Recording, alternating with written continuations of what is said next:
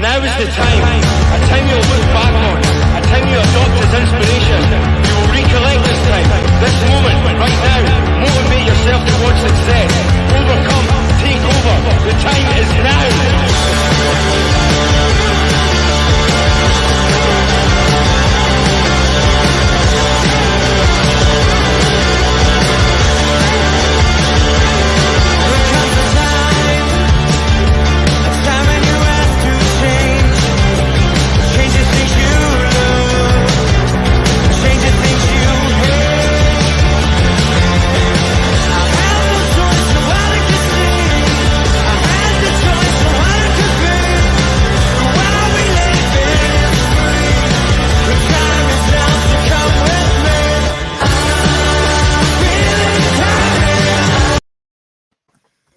I'll tell you what, that intro gets brilliant better every We're single like that, aren't we? I know. But anyway, welcome to the show, everyone. Good night. You've got me and Chris tonight at the moment. Pete will be joining us shortly. He's just doing daddy duties and getting the bed to bed. Unfortunately, Martin is whining and dining tonight. And Daz has got dad duties as well. Unfortunately, his little one's not very well. So obviously, hope the Ben gets well soon, Daz. He probably will be in chat anyway, so we know what Daz is like. But Chris, how are you, mate? You all right?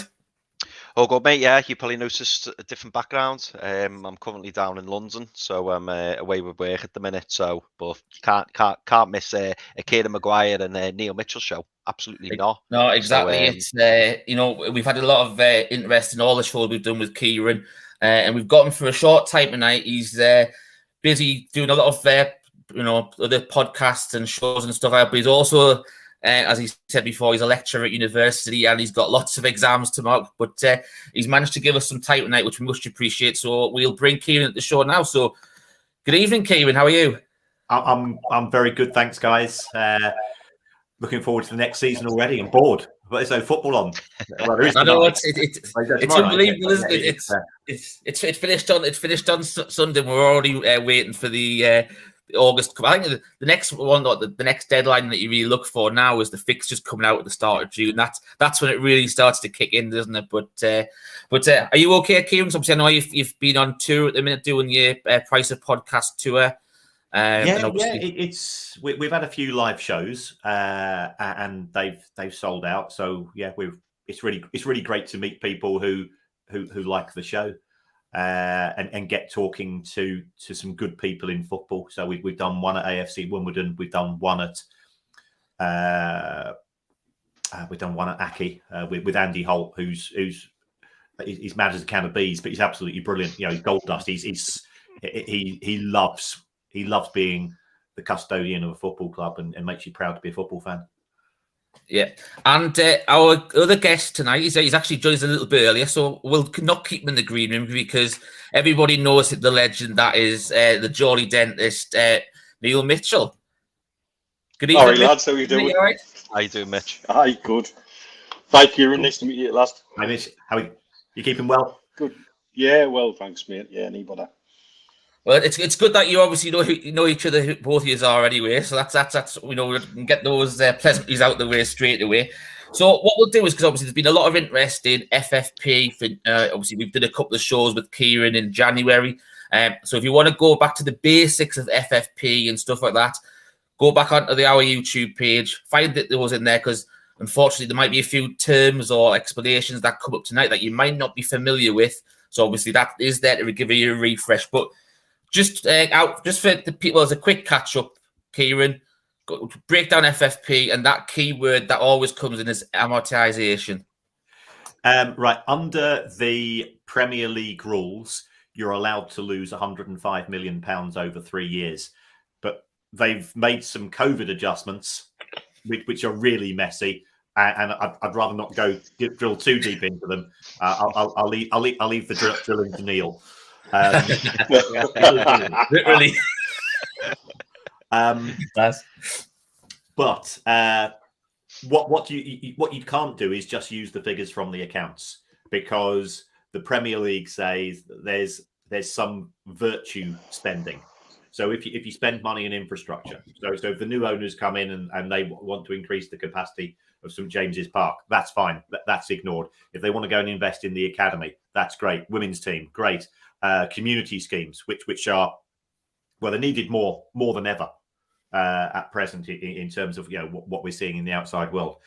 All of those costs are excluded, and then they do their sums. And what the Premier League also said was, if you can show that you've got less money coming in due to COVID, we'll allow for that. And if you've got some additional costs, if you think about it, clubs have now been, during lockdown, clubs were taking 3 coaches to matches instead of 1 because they're trying to have social distancing. Sometimes players used to be in twin rooms. Now they've all got separate rooms. All the additional testing, all of those costs can be taken into consideration as well. And then you plug it into a calculator. And if you're south of 105 million, you're fine. As for amortization, if you sign a player for 50 million on a 5-year contract, you take the cost, you divide it by the number of years, 50 divided by 5, and that means you've got a cost of 10 million a year. It's effectively saying we're not buying the player, we're renting him. And how much is the rent? It's the total cost over the total period you're using the player. So that's where we are at present. I appreciate that. Was there some bloke called Ashley that was connected with the club at some point in time? He who should not be named, Kieran, that one. The Voldemort of the Northeast. Yeah. And for all that he's done to upset Newcastle United fans, the one thing that he did is that he left a really good legacy in the sense that, based on my calculations, I think the new owners inherited not a minus 105 million, but about a plus 110. So therefore, they can go from plus 110 to minus 105 over the course of the next few years. So he's given them the opportunity to put on the afterburners, to spend money if they so desire. And if you sign if you sign a 50 million pound player, it's going to cost you 10 million a year. So that's what goes into FFP. I think one of the interesting things that we want just to obviously touch on regards that was that you mentioned that the commercial side of things for Newcastle had been pretty poor over the Mike Ashley era, and it had never really increased over the time that Mike Ashley had been there. And obviously, with all the prospective new, name and rights, either with stadium or sponsors or training ground or whatever it's going to be, and the way that Mike Ashley ran the club previously, I think when he did the Tifo video on YouTube, I think that was back in January as well, it was realistically worth as a potential that Newcastle could possibly spend up to 800 million, I think it was, he said, over 4 years, so roughly 200 million a year, and you'd still be within the boundaries of FFP. Yeah. If we look at the Ashley era or the Voldemort era, over that 13, 14 years, commercial income flatlined, and part of the reason for that was that the owner was toxic in terms of, if I am working for a big potential sponsor, what I want to do is to get positive feedback by getting involved with the football club. Well, there's a genuine chance, and we're starting to see this now at Manchester United. They've lost one of their sponsors.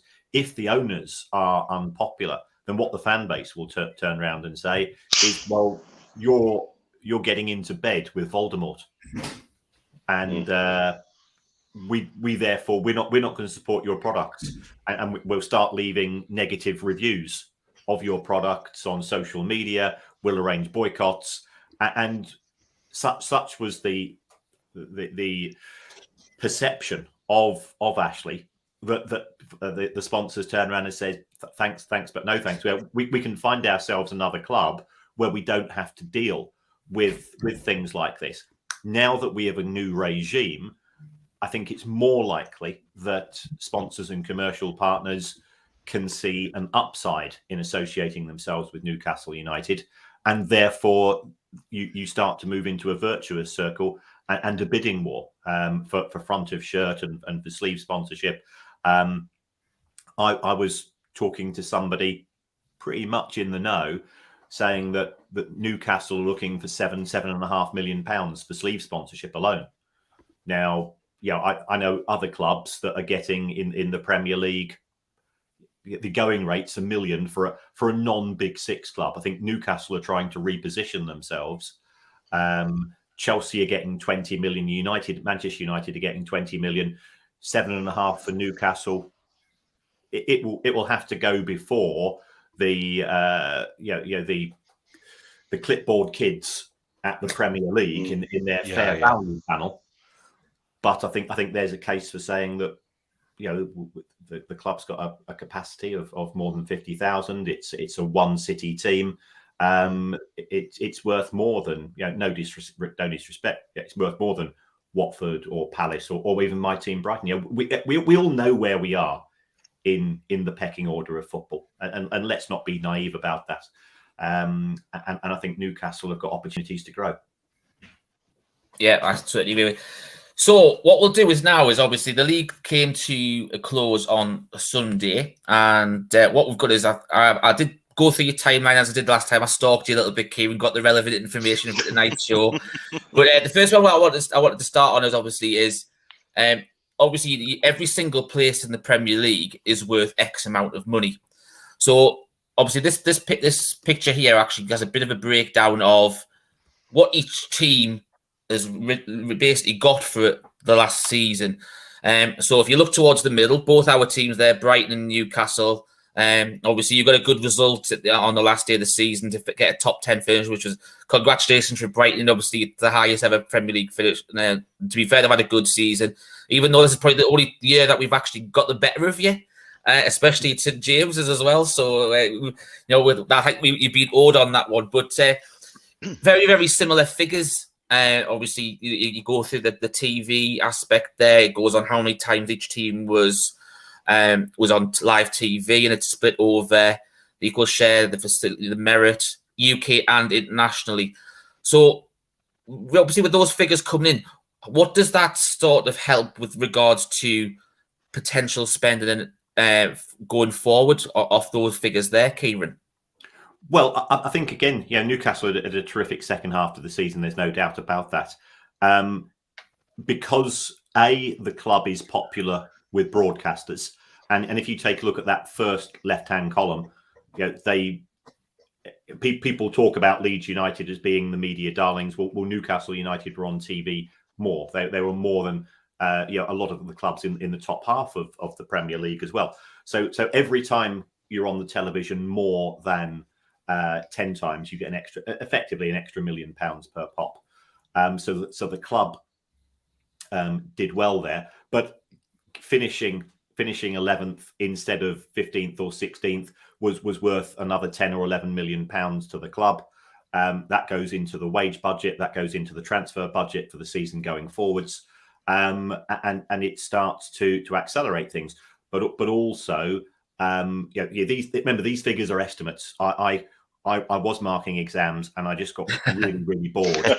So I went onto the Premier League website and I went through every single match of the season, working out which teams were on TV the most, to dig out the data and then put this out. So it'll be there or thereabouts. I'm looking at these numbers now. I'm not convinced entirely correct, but I think what it does show is that the Premier League actually is reasonably democratic. The fact that Manchester City only got 60% more than Norwich City, and no disrespect to Norwich City, but you wouldn't have paid to watch them.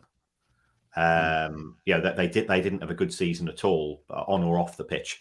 But I think it shows the wealth of the Premier League. I might have even underestimated these figures. I know that the Premier League had to give rebates. But it also shows Newcastle, and I think the fan base, is that if you want to push on and to be aiming for top six, realistically, you're looking at potentially another £20 million. If you manage to get into the Europa Conference League, you can probably add another 15. If you get into the Europa League itself, a good season will bring you 30. And then once you're in the Champions League, remember all of these TV monies exclude what you get from UEFA. You can add another £100 million if you have a good season in the Champions League. So it just shows the extent of the money that it is made. And to give you sort of just an indication of how ludicrous it is, I was at Brighton on Sunday afternoon. We were losing to West Ham at half time, and by full time we'd won, and that worked out as £242,000 a minute for a match which was a dead rubber. Yeah, it's just insane levels of money. Yeah, I think that's because it was obviously quite close between those middle teams, wasn't it? And I think at half time, I think Chris pointed out in our WhatsApp chat that Newcastle were actually in the top 10 at half time on Sunday. So it's but you know what? I know Newcastle fans are happy with 11th base, obviously where we were in January, and then also before that where we were in a worse situation when we were taken over by the consortium. But Mitch, what does anything excite you about the amount of figures that Newcastle have got there going forward that can forge how it's going to be? I think the point Kieran makes, particularly about the democracy in the Premier League, still is that if you were to do something like this with say La Liga, it would be very, very different indeed. And I think that's the pull of the Premiership. But I think when also the danger is when the big six look at how it works elsewhere. That's why when people talk Super Leagues and they want to talk about the TV money potentially out of that, then it becomes that's why they want to talk about different figures and different ball games and less democracy. And I think that's the beauty that we'll have in the Premiership as it stands at the minute. And I would like to hope that the other 14 is at work and work together to maintain that. But in terms of our situation, it just shows how important every point was, not just from our league position and in terms of finishing 11th and being a more attractive proposition to bring players in over the summer, but also financially we're better off, much better off for it. And I think people don't understand always the jumps there are in the prize money at certain points when, that last minute goal at West Ham might make the difference between you being better off financially or not. And it really, I think I've just touched on this on the show I come off on NUFC Matters. The one thing about the last day of the season showed how honest our football is. Everybody gave everything on that last day. Yeah. That tackle from Willy Bowley on Mo Salah. Yeah. There was no need for it at all, really. He could have just given it up. But by God, he didn't, and we were made to fight hard by Burnley in the second half, and Leeds gave everything to rescue themselves. And so, and I think again that's the other beauty of the Premiership that we have at the minute is there's a lot of fair and honest things going on there, but then the financial impact of these things can be quite significant. Yeah. Now, obviously, the next bit I want to go on is it follows on to clubs. It's positive all the way you finish in league and stuff like that to go forward. But also, at the similar sort of time over the last few weeks, the Newcastle accounts was released as well. So obviously, you can go between the two years here, Mitch and Kieran, and obviously, chew the fat on this and how it's going to affect. Because obviously, we lost a lot of money due to COVID, etc., etc. So, feel free, whoever wants to go first, go through it. And obviously, this was Kieran had published this on his Twitter timeline. So, obviously discuss how it's going to affect possibly FFP and everything like that going forward as well. I think the sort of the big items is that from an FFP point of view, the club didn't lose a lot of money, and effectively you can halve those losses under the COVID rules, and then you can claim more COVID allowances on top of that. So as far as going forwards is concerned, and remember this was the final year of the Ashley legacy, is that they effectively wouldn't have lost any money from an FFP perspective. So again, it helps the new owners if they want to spend the money, if they have the money. We don't know how much money they have to spend. I think the only thing which some fans might have felt uncomfortable with was the fact that the club was claiming furlough. Again, Mike Ashley was claiming furlough. Separate clubs from owners. They were probably the only Premier League club to have done that. And I think we all like to take pride in our football club, and feel that. And Newcastle United as a football club does an awful lot of good in terms of the community schemes. But this decision came from the top, and that was one negative for me. Other than that, they're actually a pretty damn good set of results. And so typical of many decisions that Mike Ashley made, and he didn't give a damn about how he just did it. And I think this is a conversation I think we had on the show a few weeks ago about it doesn't sit well with a lot of people, but the one thing you have to say that Ashley's legacy is left with is in a very good position going forward with the new owners. And one of the problems is everybody knows it.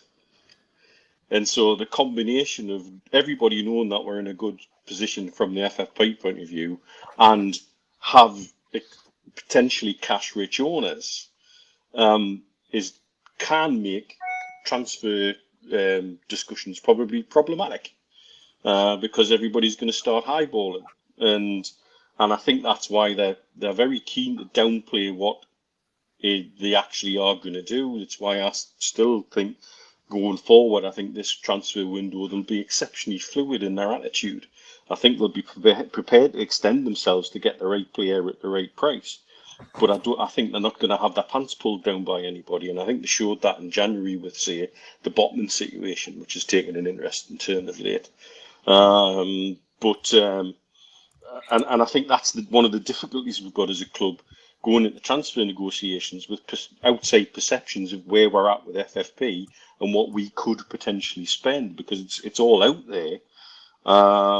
And I think that does make it's going to make transfer dealings, I think, difficult for it, but not impossible because we do have the cash to do it.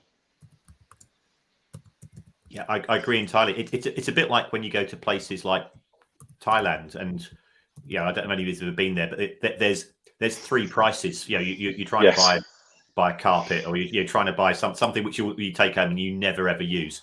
And there's a price which they'll sell to the locals. There's a price that they'll sell for the tourists, and then there's a price that they'll charge to the American tourists because they know who's got the ability to pay. And it genuinely didn't matter what you were trying to buy. You could be trying to buy some clothing, you could be trying to buy some ornaments, you could be trying to buy some women. There was three prices. And I've got a friend who spends time between here and Dubai in the Philippines, and his wife's from the Philippines, and he's not allowed to do the grocery shopping when he's at home because when he goes to the local market, he gets totally fleeced. And that is the way. Yeah, totally relate to that. He has to go and have a quiet pint while she does the shopping, which is, I suppose, that's a kind of a perfect situation, really.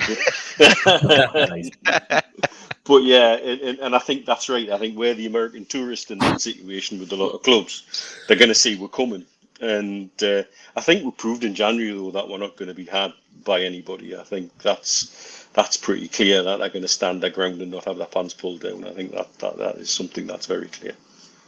Yeah. Pete, welcome to the show, mate. Glad you could join us. We're just halfway through the conversation where we're going to go now. So there's two brief topics I want to discuss while Kieran's here, because obviously I know he's got lots of exams to mark. So we'll briefly touch on them when Kieran's here. Mitch and Chris and Pete, if any of the topics that you want to go into depth that we've either covered so far or you want to go over it a bit later on in a bit more depth, feel free to do it once Kieran's has gone as well, okay?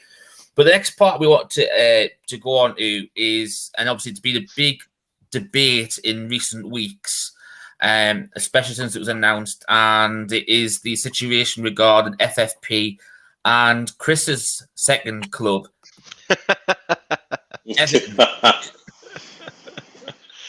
So obviously, this is off Kieran's website as well. Obviously, a link to it, and it was about Everton's accounts reveal financial impact of COVID.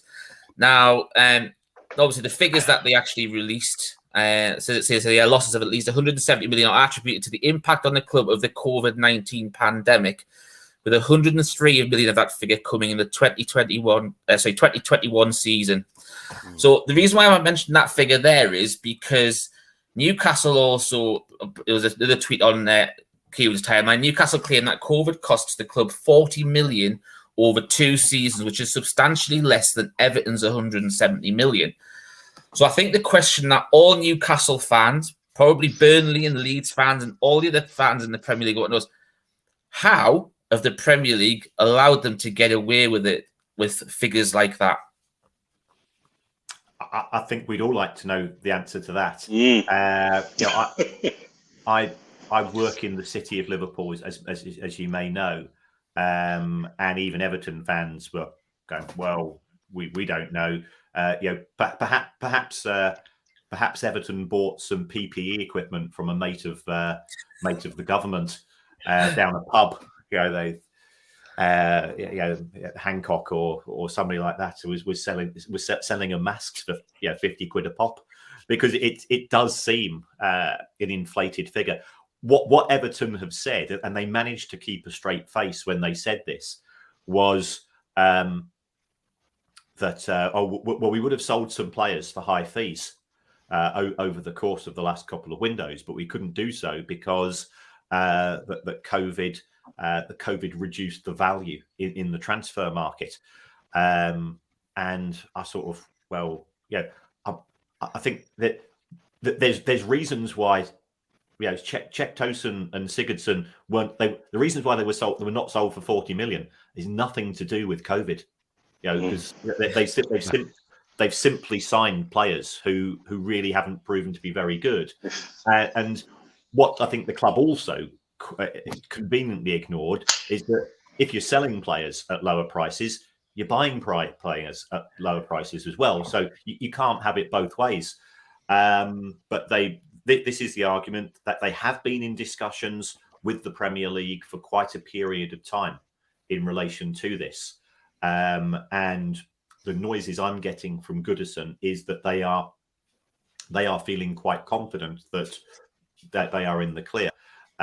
Clearly, Burnley and Leeds wrote to the Premier League just before the season ended to say that they were unhappy with what we've seen, and they wanted to get a response from the Premier League. The Premier League's busy saying nothing, which doesn't help. Doesn't help at all. And you remember, you had 3 years of the Premier League saying nothing. So it just stores up frustration. Now, even though Leeds have avoided relegation, I think what they agreed to do with Burnley is that if one of us does go down, we stick together in relation to this, and we'll have to wait to see. Now, I was at a Law in Sport conference on Monday, and I think it's fair to say it's a topic for discussion, because all of the lawyers that I saw, they were busy looking at Range Rover brochures. So I think they think it could be a long and lucrative case coming forward. So we'll have to wait to see. I think if we look at some precedents here, we've got Middlesbrough doing something similar in relation to Derby County, and an agreement has been made now between Mel Morris and Gibson. We're hearing noises of a £3 million payoff. I know that Wickham have still not settled their dispute with Derby over the same issue.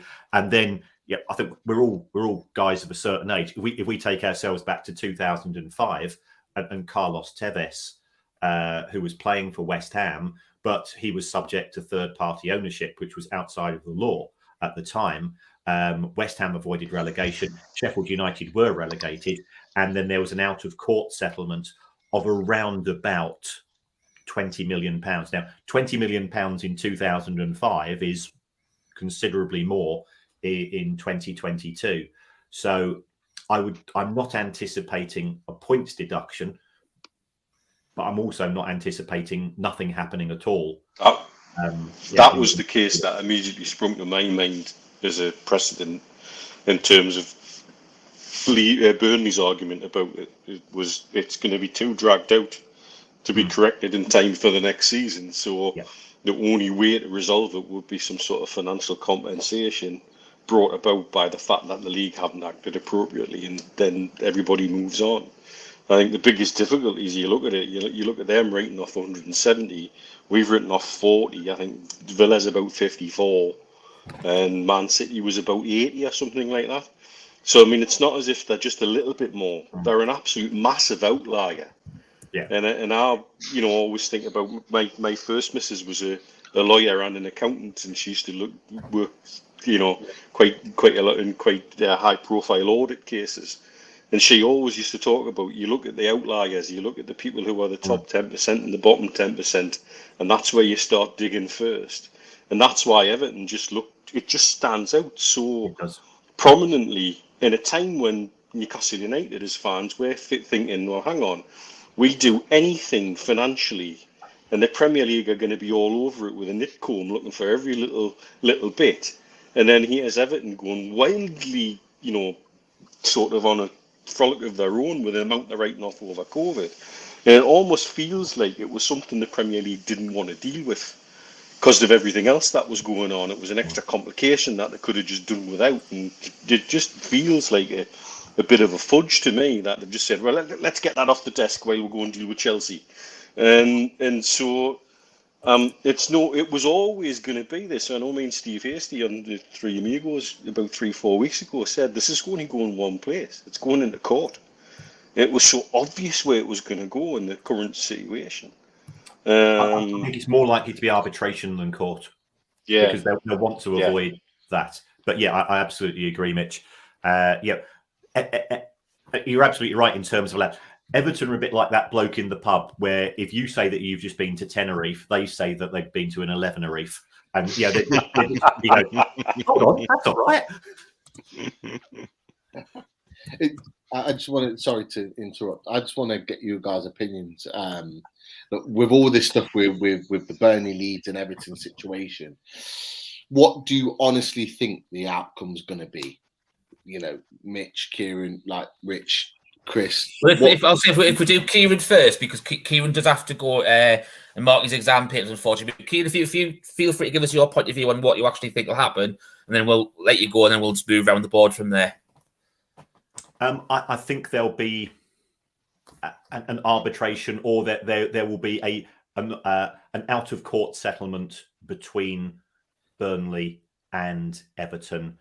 We won't find out the details, but we'll try our very hardest to get them leaked from somewhere, because what I've learned in the past few years is that there's always somebody willing to talk to journalists. There's always weird stories coming out. There was this match fixing story that was actually published overnight. Now I've been connected with that for a while.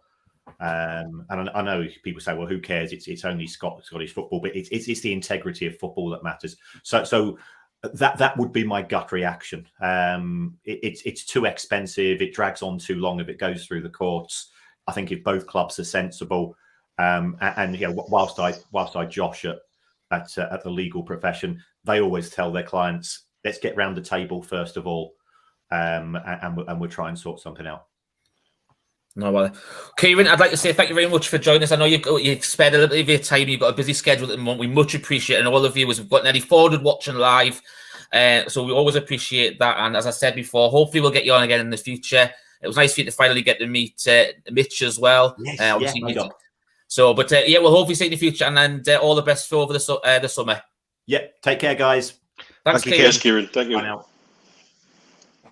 So, Mitch, what we'll do is we'll go on to you next. And so, what do you make of right. so from the pro to the enthusiastic amateur? I don't know about that. No, honestly, the only way it can go is exactly what Kieran says. It'll end up being settled. There'll be an amount of money, whether it all goes to Burnley, whether Leeds take some because they're going to be doing it together, whatever. It's the only way it can do it. You can't.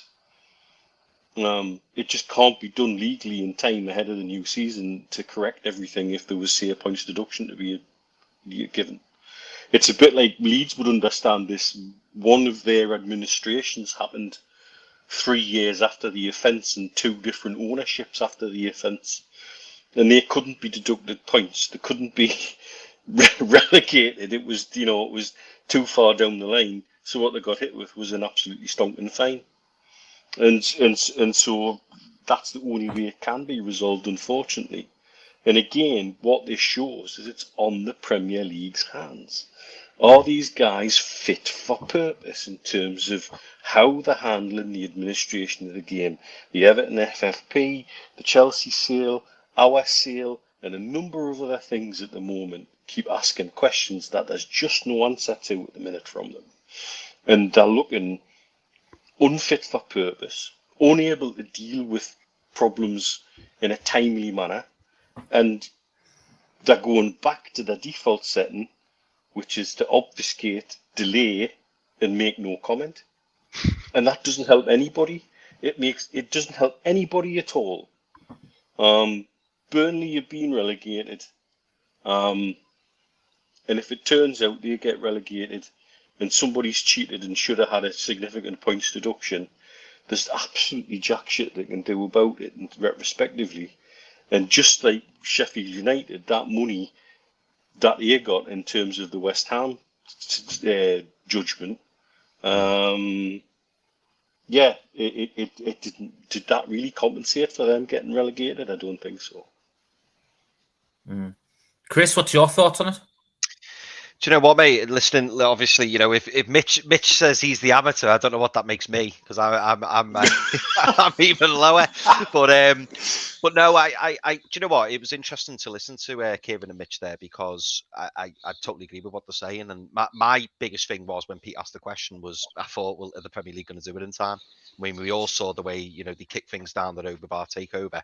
There's no way they're going to be dealing with this anytime soon. And Mitch is absolutely spot on when he says, by the time that there becomes a ruling, or by the time they come round to doing something, it's too late.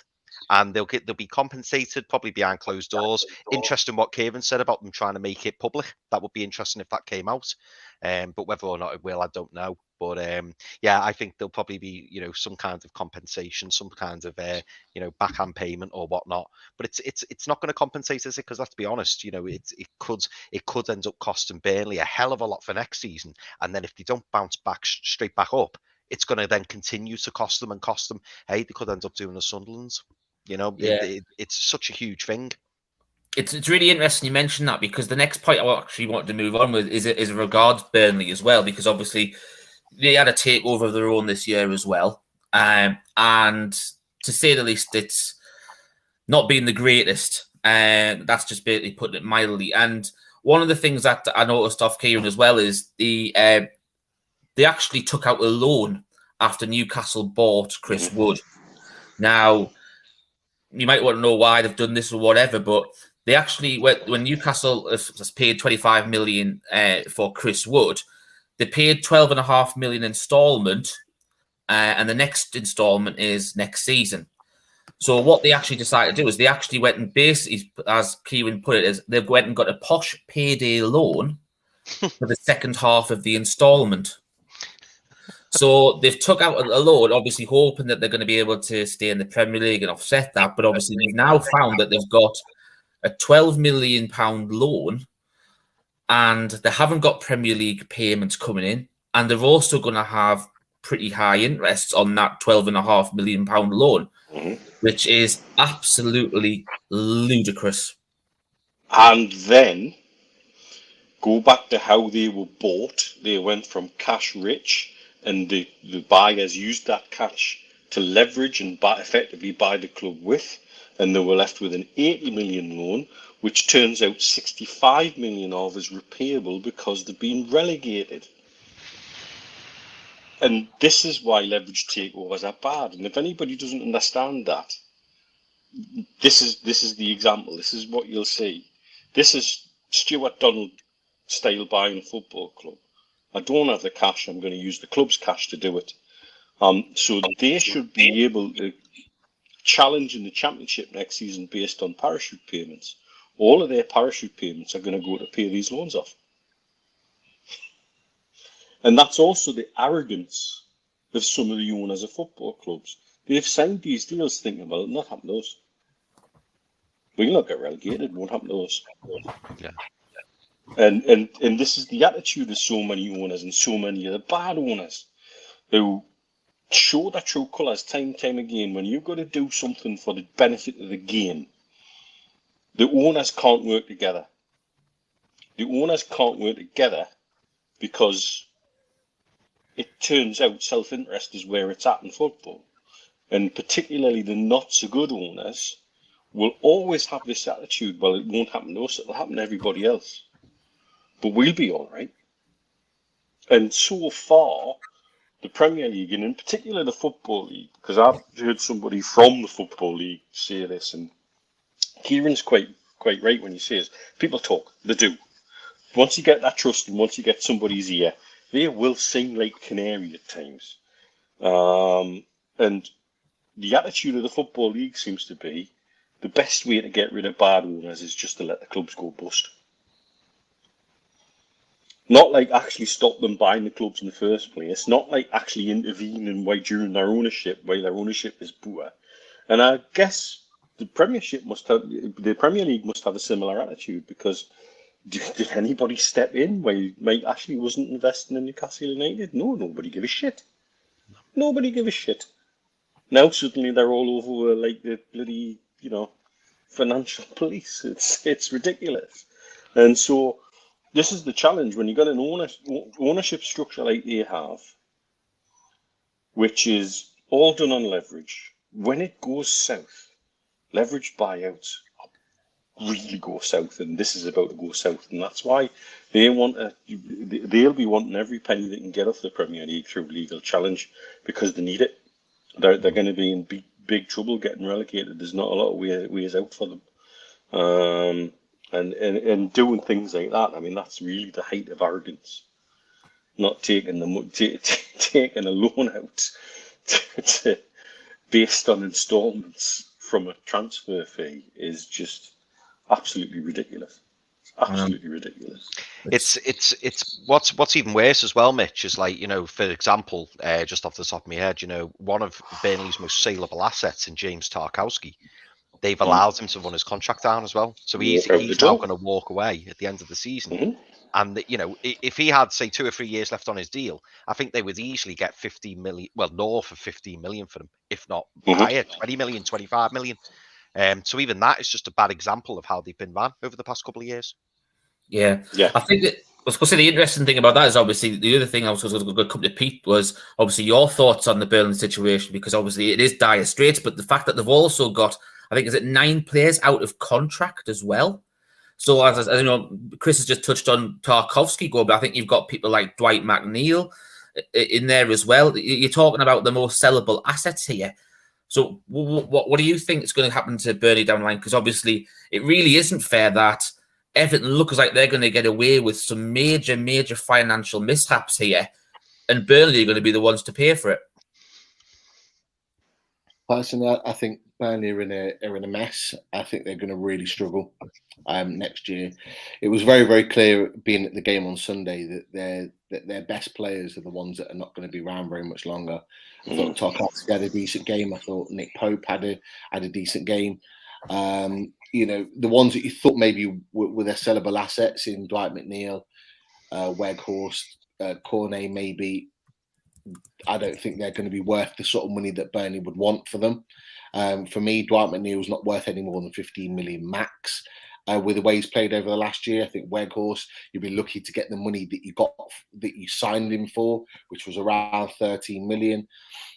You've got Cornet, which his relegation release clause was around 17 million. If I'm honest with you, has he really pulled up that amount of trees to be worth that sort of money? He's had injuries as well over the course of the season. You're in a real difficult situation, and Burnley need the money. So therefore, the rest of the Premier League clubs or European clubs are the ones that hold the cards here with Burnley, and they could actually get quite a few good snips on a number of players. But Tarkowski's the main one. He should never have been left to go on a free transfer. We were supposedly willing to pay a little bit of money to get him in January, and hindsight's a wonderful thing, but I think Burnley should have maybe looked to cash in on that at that point in time. Ben Mee, who's their captain, out of contract in the summer. He's one of their biggest players.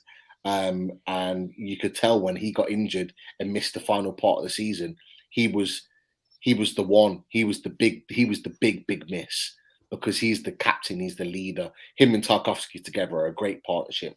None of those other partnerships have been the same. So I actually think they're in a big mess. And I've seen a number of people mention over the last few days, the last week, of saying Burnley could quite easily do a Sunderland. I think they could. And I think it could be 10 times worse than Sunderland, if I'm honest with you. Yeah. That's right. Yeah, it's definitely an interesting one. Chris, have you got any thoughts on it? No, I mean, I had my thoughts before, which I think I do. I think they're in big trouble. I really, really do, and I do feel sorry for Burnley, because they've been in the Premier League now for a long time, and as Mitch said earlier, they probably didn't think for 1 second that they were going to get dragged into it, or that they'd escape, because they always managed to. But even the Sean Dyche decision, that was baffling. I know it nearly paid off, because there's potentially a story behind that. Oh, really? Which, yeah, there's a story behind that I've been told. Which, if that's the case, I still don't understand why they did it. I think I would have kept him there and let him tough it out. Because the fans hadn't turned on him, they didn't want him out. No. It's a bit like Bielsa at Leeds. The fans hadn't turned. Are you able to spill the beans, Mitch? Or I don't know if it's not been made very public. Or can you say what the issue was? So was it with the players? Was it? No, personal. Personal. Personal behaviour, stroke visiting a couple of places with an assistant manager from another team, and alcohol and strippers. Oh, allegedly. Allegedly, of course, yeah. You got to get the allegedly in. So it's literally allegedly breaking news. But I mean, if the tale I've been told is true, I kind of get it, but I kind of don't, because I think that was such a tumultuous thing to do, and then out of the blue, really, that it makes you wonder: was that the difference between them picking up a win that would have kept them up versus not? Yeah. That little bit of turmoil over 2 weeks while the manager changed over, and the lad that come in did very well, to be fair. But it left them in a really strange situation. Yeah. Has anyone else got any more thoughts on Burnley, or should we get back on NUFC? No? Right, okay. My final thoughts are, just very quickly, it was their time. They've had enough Premier League football to last a lifetime for them. It was their time. They needed to get relegated. Yeah. Do you know what? The stat that always fascinated me, I remember hearing this years ago, it must have been when Burnley first came into the Premier League, but it was something along the lines of Burnley's, what was it? The capacity, when Burnley played Man United at Old Trafford, the capacity in Old Trafford is bigger than the actual place, Burnley. There's more people, you can fit more people in Old Trafford than you can in Burnley as a whole. Which is crazy, isn't it? Yeah. No bother. Right, so we woke up this morning to some more news NUFC related. Now, there had been rumours going around Twitter, and as we always do at this time of year when a new kit's released or potentially due to come out, and our friends at Retro NUFC had been sent some pictures. I reached out to them today just to make sure they were okay with us using them on the show tonight, and they dropped 3 pictures, well, several pictures of each one, of our, what looks like is going to be our home strip, the away kit, and also the third kit. Now, the reason why I want to talk about, obviously, I want everyone's thoughts on what they actually think of the kits as well, but the second part of it is we all know that there's something missing from the shirt, and it's just been touted around for a long, long time. I know we discussed it briefly a couple of weeks ago with Mitch, that, we might be having a look at, people like Aramco on the front of the shirt, or Saudia, or even someone like Gulf Saudi. Okay, so first of all, I'll come to Mitch first. Mitch, what's your thoughts on the kits? It's a black and white striped home kit. That's a good start. Look, we always have this with kits, and people get outraged about this. Stripes are too thick, too thin. There's too many of them. There's not enough. It should be a black one in the middle. No, it should be a white one in the middle. The badge should be over at two stripes. No, it should be inside a full stripe. And all these circular arguments, and then everybody gets over themselves and buys it. And that's going to happen this year. We've had a nice little hoo-ha about the away kit, which I'm sorry, if you didn't think they were going to do something like that, you've obviously had your head in a bucket for 2 years. Because we've all been telling you that this was something they were going to do. It was an easy win to encourage sales of shirts in the Middle East and in Saudi in particular. Stick a green and white shirt in there somewhere and they'll buy it. That was always going to happen, and if you're outraged by it, then I would suggest you need to find something else to do. I'm kind of over it, really. And I quite like it. Actually, it's quite a simple design. I like simple designs for away kits. I think that's nice. The third kit has a hint of a previous away kit colours in, like they've done before. I guess it's probably a little bit more generic Castoria compared to what the other kits they're going to be doing for their clubs this season. But it looks reasonably smart. I'm sure it'll look quite nice on, and they'll sell a few of them, no doubt about that. Sponsorship, why I think we won't have it through. I think you've got Everton and Chelsea to blame for that. I think our shirt sponsorship is probably sitting with the Premier League for final approval, and it's been bumped to the back of a queue because of other pending things going on. And I think once that approval comes, it'll be straight on the shirt and announced. Possibly alongside Dan Ashworth, who I gather will be announced soon as well. So, and in terms of who it would be, well, I was told months ago, that I've said it on an Amigo show, that somebody that I know who works closely with PIF had seen a suggestion that they were proposing the shirt sponsorship would be connected with Saudi tourism and a place called Al Ula, which is one of the UNESCO heritage sites in Saudi. It happens to be one of the Crown Prince's favourite places as well. And it'll be something like Experience Al Ula or something like that. It'll be tourism related, I think. Now, whether that's changed in that meantime, I don't know.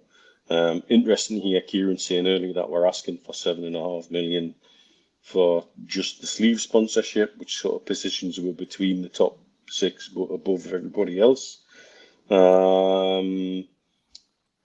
That comes back to what I touched on when I was on the show a couple of weeks ago, saying about how some of the commercial deals will be using networks here in the Middle East that already exist, where partners and partnerships, that's the kind of money somebody in Dubai would pay.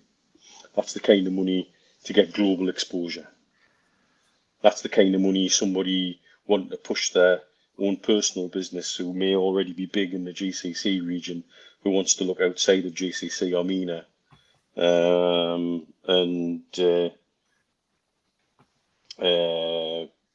wants to go that next step, might fork out that kind of money to get their name on the sleeve of a shirt that they know is going to be sold in rather large numbers in the Middle East.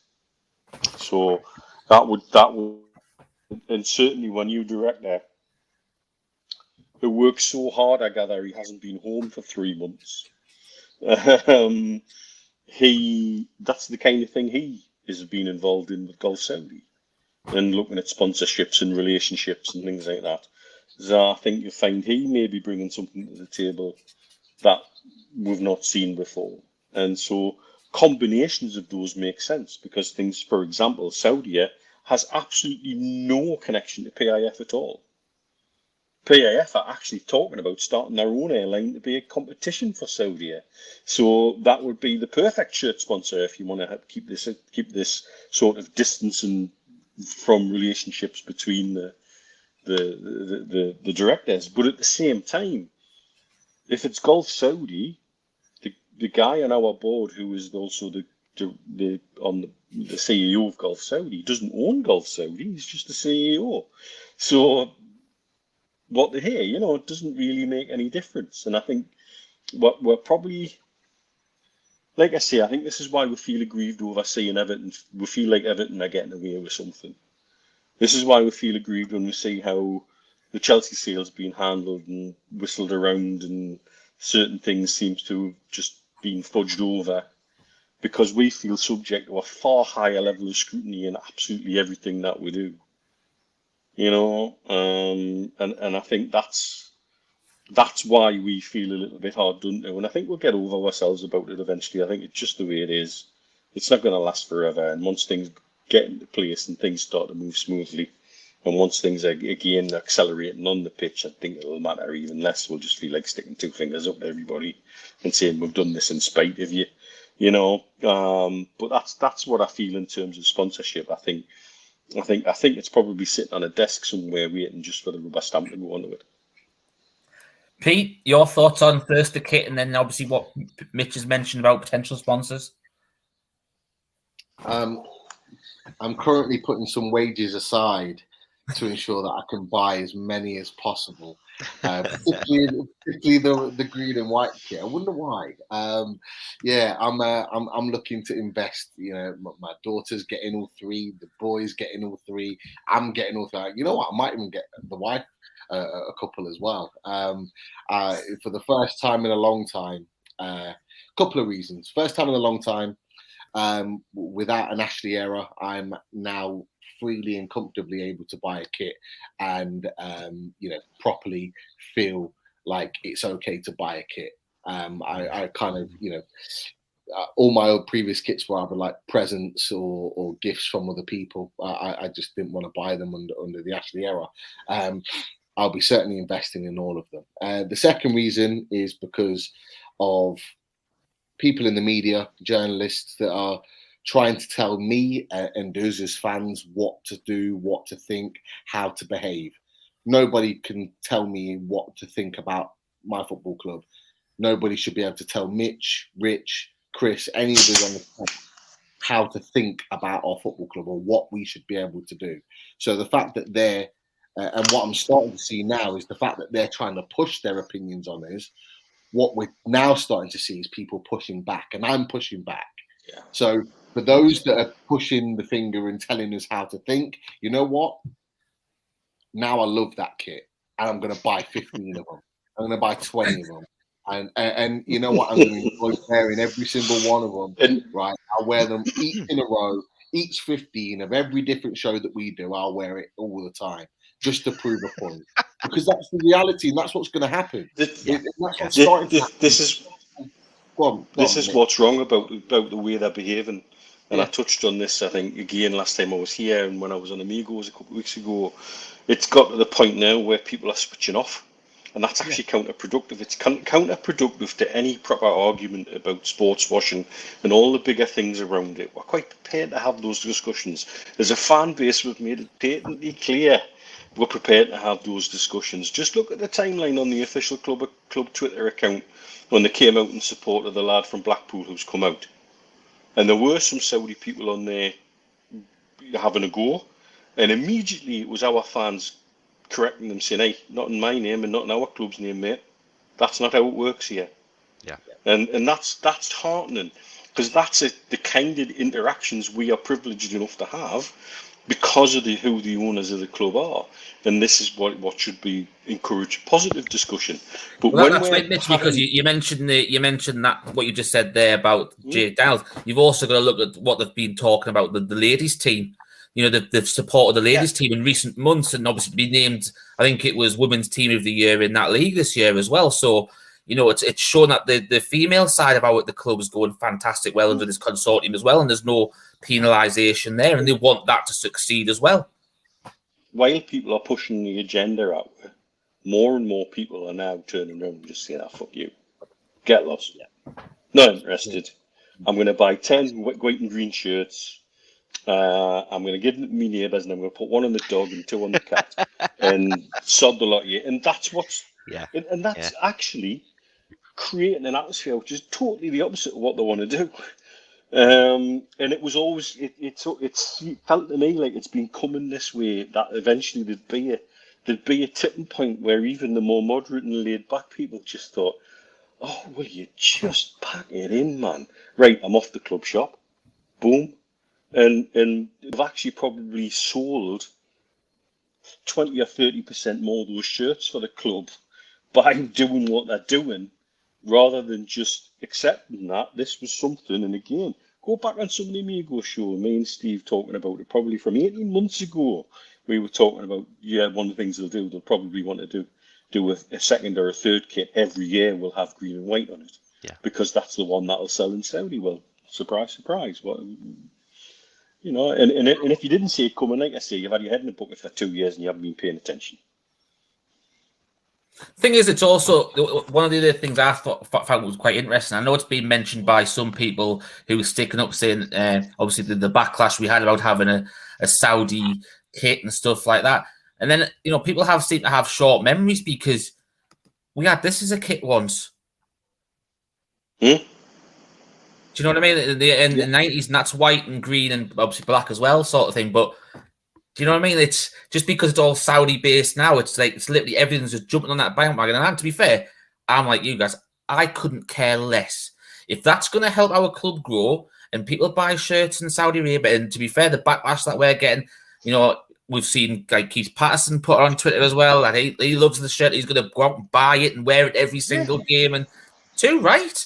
It's an away shirt, and it might come up next year that the away kit next year might be green with a white trim, just a little split on the variation. Do you know what I mean? And it wouldn't surprise me at all if the second or the third kit every year is a green and white combination in one of them. It just wouldn't surprise us at all, and it shouldn't surprise anybody else. It really, really shouldn't. It's a marketing opportunity. It's a marketing tool. That's exactly what it is. Population of 35 million, 70% of them are under the age of 35. They're trying to drive interest in sport across the entire country, and they own a football club in the Premier League. Thing is that there wasn't all this. I know, obviously, we've touched on this, I think, last week as well. But a few years ago, Chelsea had a white away top with the red and blue trim for Russia, and previous to that, I had one that was the colours of the Russian imperialist flag. PSG had an away kit which was Qatar's colours. It's not unique. It's absolutely not unique, and I don't know. I mean, wonder what would have been the reaction if Ashley had produced a kit in red, white, and blue, Sports Direct colours? Because I'm amazed he never did. I thought he was going to at one point. Yeah. And they wouldn't have batted an eyelid at that. That would have just been. We'd have all just hated it. Giggle at that. Yeah, nobody would have bought the bloody thing. But this is really. It just shows you the spotlight that we're put under. We're held to different levels of accountability as a club and as a fan base. We're being asked on one hand to be the moral arbiters of football, and on the other hand to be militant agitators. Well, what do you want me to do? I know what we want to do. We want to support our club. That's all we're interested in. The vast majority of our fan base is not interested in geopolitics. It's probably sick to death of geopolitics and political intrigue and all the other things, and so it becomes really very difficult. They've painted themselves into a corner in terms of the arguments now, because once again people are switching off to it, and that's counterproductive to everything. And yes, to a degree of whataboutism, saying, "Oh well, look at what Chelsea did and look at what PSG did." But they did, and not really much was said at all. And I agree with Michael there. I wouldn't be surprised if the white strip's not our best-selling strip for a long, long, long, long time. Yeah. Yeah. Chris, what's that, sorry, Mitch? Pete? I was going to say, Mitch just said that he thinks the white kit will be the biggest seller for a long, long time. And I said maybe bigger than the home kit this season, potentially. Yeah, I think so. Yeah. It's interesting because obviously the home one's also got the 130-year anniversary on the sleeve as well. So it's a commemorative shirt as well. So you never know, that might do extra, And I think the third kit's got 130 years on the back. I haven't got a as picture well. of the back of that one, but obviously, you know, that it goes back to that. I This think is in the middle of the back at the bottom, I think it's got 130 years vertically on it. right. Yeah, and NUFC at the back vertically as well at the top. Yeah. Yeah. That one's more of a nod back to the Entertainer as well, isn't it? When Shearer was there, the blue with the gold trim. I don't know if everyone remember that one. That was I had that one when I was a kid. Probably everyone else did as well. But Chris, what's It was your very shiny, I seem to remember. Yeah, it was. Yeah, it was. Yeah. Chris, what's your thoughts on the three kits, and obviously anything that you've picked up off the sponsors? I'm to be honest, I'm similar to Mitch and Pete in that, you know, I know we critique all the kits, don't we? And we're like, oh, I like this, I like that, I don't like this, I don't like that. I think until you see the sponsors on the kit, it's very difficult to judge them. All I would say, Mitch, is I know when Retro NUFC posted, you know, those pictures, they did actually refer to the blue one as the away kit and the white and green one as the third kit. Now I don't know if that's the case, but be interesting. But I agree with you lads. I think, you know, the white and green thing, I mean, I say it's a stroke of genius, it's a very obvious thing to do, but for me, boys, like that's the shit I'm going to be getting, because I know there's an absolute fume still over the fact that we're Saudi owns, the fact we're the richest club in the world, and I want to wear that shirt everywhere I go. Like Pete, I just want to, like, I'm in London at the minute, I want to just wear that and just walk around so everyone knows. What, pop a look at the Premier League office while you're there? Oh, mate, yeah. Give it one of that. I might buy one to wear and buy one to just wave as well, or throw up there or something. But yeah, it's I think that one's going to be the most popular one, and for understandable reasons. And interesting if it is the third kit, because it would be interesting to see how many times we use it. Because I know normally with third kits, you use them maybe 2 or 3 times a season. But you know, if there's a kit clash, oh, let's get the third kit out.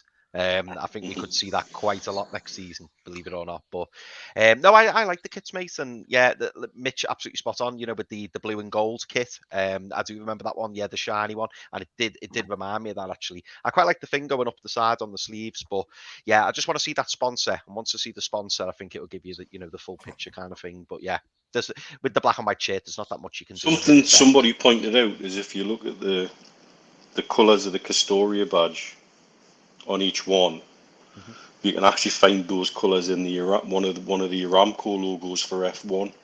Yeah, has all 3 colours: the blue, the green, and the yellow in it. Ooh.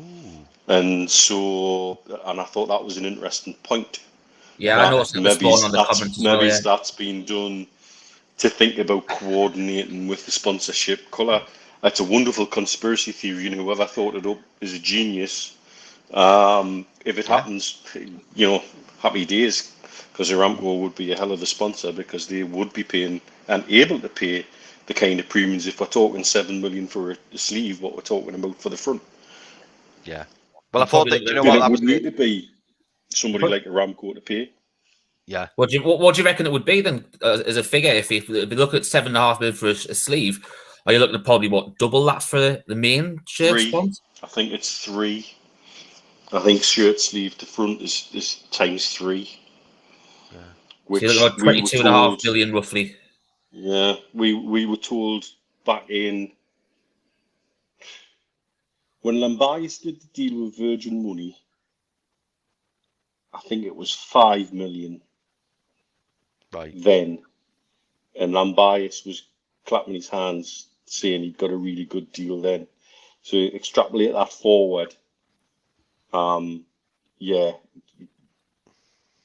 times 3, so 20 to 25 probably. Do you know what was nice to hear as well when Kieran said, about the 7.5 million shirt sleeve sponsor? Like, if you're hearing the likes of Man United, Liverpool, Chelsea, whoever, the big 6 at the moment, as they call themselves, or the top 6, if we're coming under, less than half of what they're getting, there should be no problem explaining that, should there? I think if we came in and said, I think it's clever positioning. It's saying to the Premier League, we recognise where we are at, but we can also now, based on those figures from the television that you've said, is that we can turn around to say to our sponsors, well, look, in terms of our relative place in the league, we got X amount of extra exposure compared to people around us, and therefore we are worth X percentage more per season in terms of brand exposure to the world. And so, again, that's clever positioning to say, well, we're not going to sort of go right up there just yet, but we're going to position ourselves very nicely in somewhere in between. That eases FFP, it makes it more sense. But again, this is why I think everything's still quite fluid, because all of these things are waiting to be signed off, and then once they go into action, then it becomes a different ballgame. Yeah. Well, I think it's a perfect time to we'll mention the sponsors and stuff now, and what we'll do after that. How are you fixed for time, Mitch? Because I think we've got quite a lot of questions to ask from the viewers. Yeah, right. No, but you don't think I can sit here and talk all bloody night. Well, so we know that, but we've still got to be polite. You know, I know we got an earlier start, but that doesn't mean we're going to let you finish necessarily the time we did it like 2 weeks ago. The other thing is, my earphones may pack in, but I can stick it into the mic and the speaker, so it shouldn't be too bad. No, but I will do. Right, so just as a reminder to everyone who's watching, if you haven't already liked the show, you know, if you've enjoyed what you're watching, we've got 450 people watching at the minute, which is fantastic for a Wednesday night for a football finance show with Kieran and Mitch. So we really appreciate everyone who's tuning in live. Give it a like. If you haven't already subscribed, it is free. Help us get to our target of 5,000 subs. Also, if you already subscribed and you really enjoy the content and want to become a member, you have the option to join the channel. I believe it's somewhere underneath where Pete is on your feed there somewhere. So if you can see Pete waving, yeah, it's roundabouts down there somewhere. It's $1.99 a month, and what you do is you actually get entered into exclusive draws. But we've got some really exciting news to break tonight as well. So, first of all, obviously our long-term sponsor that we've had for a while is obviously Bronwyn and her brand at 1881. You know, some of the fantastic clothes that she's got on there. You know, she's got some new t-shirts, shorts, obviously for the summer season. But if you're not into your t-shirts and shorts, but you want like your good old-fashioned hoodies, like I think Pete likes his hoodies as well. But also you can get your fashionable tracksuit bottoms to go with it. But also within the website, she still does have Black and White Army. Now, in Black and White Army, if you actually go on there, there's a tab down the side which says donate. You will actually be able to find the Loaded Mag hats, which you can find on that website. And remember, if you do find that, you can get them in 3 different colours, white, grey and black. Did they do it in green and white, Rich? I don't know. We can certainly message there. We can certainly message Rob and see if she'll do that just to wind everybody up a little bit more. That'd be, I'm sure we can get something sorted on that. But just remember that every sale of the caps, all profits of the caps do go to the Newcastle Food Bank. So, you know, it is supporting a fantastic cause. Up next, we've got Simon, who's been in the chat tonight from our charity partner, shybens.com. We've obviously, everyone's seen the fantastic caps that he does for, obviously, on mental health. You know, we've seen again this week that another professional footballer's come out struggle with their mental health. Remember, you know, get out there. It's important to talk. Get off your chest. Don't bottle it up, because obviously, you know, I've had experiences that no, so Mart has. We know obviously it's a cause that's close to both of our hearts. It's more important to get yourself out there. Share it up. A problem shared is a problem halved, sort of thing. You know the old saying.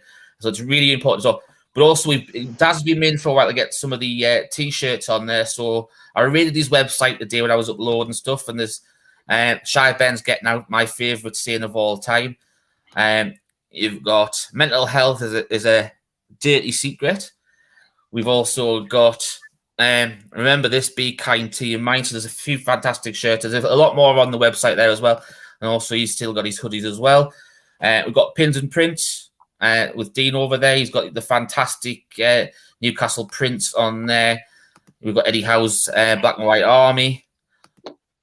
Obviously, Kieran Trippier's celebration against Everton. But he also does the split shirt combinations from the legendary 96-97 one. You also got the other one. I think this was it Chris that liked the denim one, or was it? I'm trying to think who it was that liked it. I think it was Pete. Yeah, I don't get me wrong, I love it, but yeah, Pete flagged it. Yeah, we've got the legend that is Alan Shearer. Obviously, going to your legend print as well, like that. Bruno Guimaraes back heel against Southampton's on there, but we've also got the pin badges as well, which are all limited edition. He's currently got Jonas Gutierrez and a Ben Arthur one there. And as I mentioned, we do have a little bit of breaking news. Yes. So this is literally breaking news as an off the press, as in the last few hours, that we've actually got another partner on board as well. And we've actually casually already mentioned them tonight without you probably knowing. But we are glad to announce a partnership with Retro NUFC memorabilia. Now, obviously, you'll probably have noticed these on Twitter. They've got a fantastic site, and it's literally all retro Newcastle kits. They do have the odd other, exclusive kits from other things, but it's mainly all Newcastle. You get on the website, you click the link on the Twitter page. This is what you'll be welcomed at. Always be NUFC, Retro NUFC, so you can't miss where you are. And then you get to the option page on this one here. You've got the new stock, which comes in, it's updated weekly, but you've got Newcastle shirts, you've got your classics, your training gear, and also match-worn kits as well, which what we've got is there's a few that's in there at the moment just for your, you can browse. You've got an Alan Sam Maximan worn shirt from this season. As I showed you all earlier, the Saudi kit from the 99-00 season there. Or you might want Pav's goalkeeper kit. These are all available on sale at the moment at Retro NUFC. Now, I know that you can see the smiles on people's faces when they're seeing those retro kits, because they do bring back happy times of the entertainer days and happier days when we weren't subject to Mike Ashley and stuff like that. So, get on over to Retro NUFC and have a look at their kits there. And we do have a bit more breaking news regards that. Previously, we've always had the 10% discount with pins and prints. Now, we've actually been able to do a fantastic deal with you as well with NUFCmemorabilia.com, and I'll put along the ticker down the bottom now. They are also going to do a 10% discount for you as well if you use the code LOADEDMAG. So that's now at pinsandprints.com and NUFCmemorabilia.com. You will get 10% discount, as our glorious assistant Peter's telling you as you're following the ticker along with his hand there. If you enter the code LOADEDMAG in the checkout, they will give you 10%, and that is on all items. Okay, so bear that in mind. So it's really good to have them on board. Fantastic NUFC-related sponsor to go along with us and helping us grow in the right direction as well. So if you want anything that in there, as I said, there's fantastic kits on there. Look, check them out. There we go, lads. Right, Chris, I want to quickly go and get a drink. You hit the lads with the first question, mate. Okay. Right, yeah, so as Richie was saying before, lads, we've had some really, really interesting questions. So I've been going through the chat and starring them all. So this is an interesting one from Chris B. So I'm going to fire this one at you, Mitch. Chris B asks, is there a chance we could ignore this new sponsorship rule and do what we want with the sponsored amounts? No, because I think every deal's got to be signed off now. Yeah. I think it's that simple. And do I think we're going to be held to a tighter scrutiny than everybody else? Oh, hell yes. Yeah. Oh, yeah. But we've got clever people on the board and clever people associated with the club. We'll find ways around it, and we'll do it legally with it and properly. We're heads held high, and that's the best two fingers we can give to anybody. Yeah. Absolutely, mate. Absolutely. Now, this one came in a bit earlier, Mitch, and I want your opinion, and I'm going to come to Pete on it as well. Mike Genter asks, what's Mitch's take on the police raiding Lille yesterday and some of the transfers they have made to Italian clubs? Obviously, there's another question which links into Sven Botman, so I suppose if you want to tie that in with it as well. French football over the last 3 or 4 years has gone into a lot of financial turmoil. And there's been a lot of interest in dealings from French football clubs for a period of time from the police in one form or another. If you remember, we got dragged into it briefly with the VAT investigation. And that stemmed from investigations into French football and French footballers and how their tax concerns were being handled in France. And that then spilled over to us because of the amount of French players we'd been involved with. And so it doesn't surprise us. Does it surprise us it's transfers to Italian clubs? No, because I think the only other place that's more corrupt than that there at the minute is Greece. Greek football's in an absolute dire state with corruption and individuals associated with organised crime effectively running Greek football at the moment. It's quite clear. And again, something else UEFA are quite happy just to sweep under the carpet and ignore. Are there potentially ties to organised crime in these dealings? Yes, there may well be. Is this the tip potentially of an iceberg? Absolutely. Absolutely. Could it invalidate some of the transfers that have already happened? And I know that's probably what the discussion about Botman was. Well, it was very interesting that when we were talking to Lille about Botman, our offer to Lille was better than AC Milan's. And they took on the face of it a seemingly worse offer, which does raise questions. Well, why are you accepting that offer? What's in it for you? How is that working? Why are we not able to buy him when we've blown the other offer out of the water? So yeah, I don't know much else about it at the minute, but I do know that there's been concerns in a number of European countries about connections to organised crime and football and transfer dealings with money being siphoned off. And so a little bit like what was happening in South American football with third-party ownership. So having certain organised crime connections that effectively own players in inverted commas. And so I'm actually very interested to see how this one unfolds and how much is made public and how much is kept under the radar, because it's something which could potentially blow French and Italian football apart. Pete, what are your thoughts on Botman? And obviously, you know, on the investigations with Lille, we know your brother is a French journalist. So I'm sure yourself and Lee have had many discussion over the past few weeks over French football. But what are your thoughts on the news that was breaking, and how do you think that'll impact on Sven Botman? I spoke to Lee quite a lot about a lot of French football, a lot of deals for Newcastle and not for Newcastle. With regards to the Lille situation, they've always had some connection with AC Milan with regards to some sort of debt that was covered by the club, and therefore they've had this sort of new partnership since, and that's why all of a sudden Newcastle's bid in January was kind of vetoed, and then all of a sudden there's all of these rumours that the deal's done with AC Milan. And it's because of their owners are connected in some way, shape, or form. What's very, very interesting is now what Mitch talked about is, and what you've mentioned, is all this stuff coming out with Lille in terms of an investigation coincides with a lot of reporters now saying that Botman's back on the table.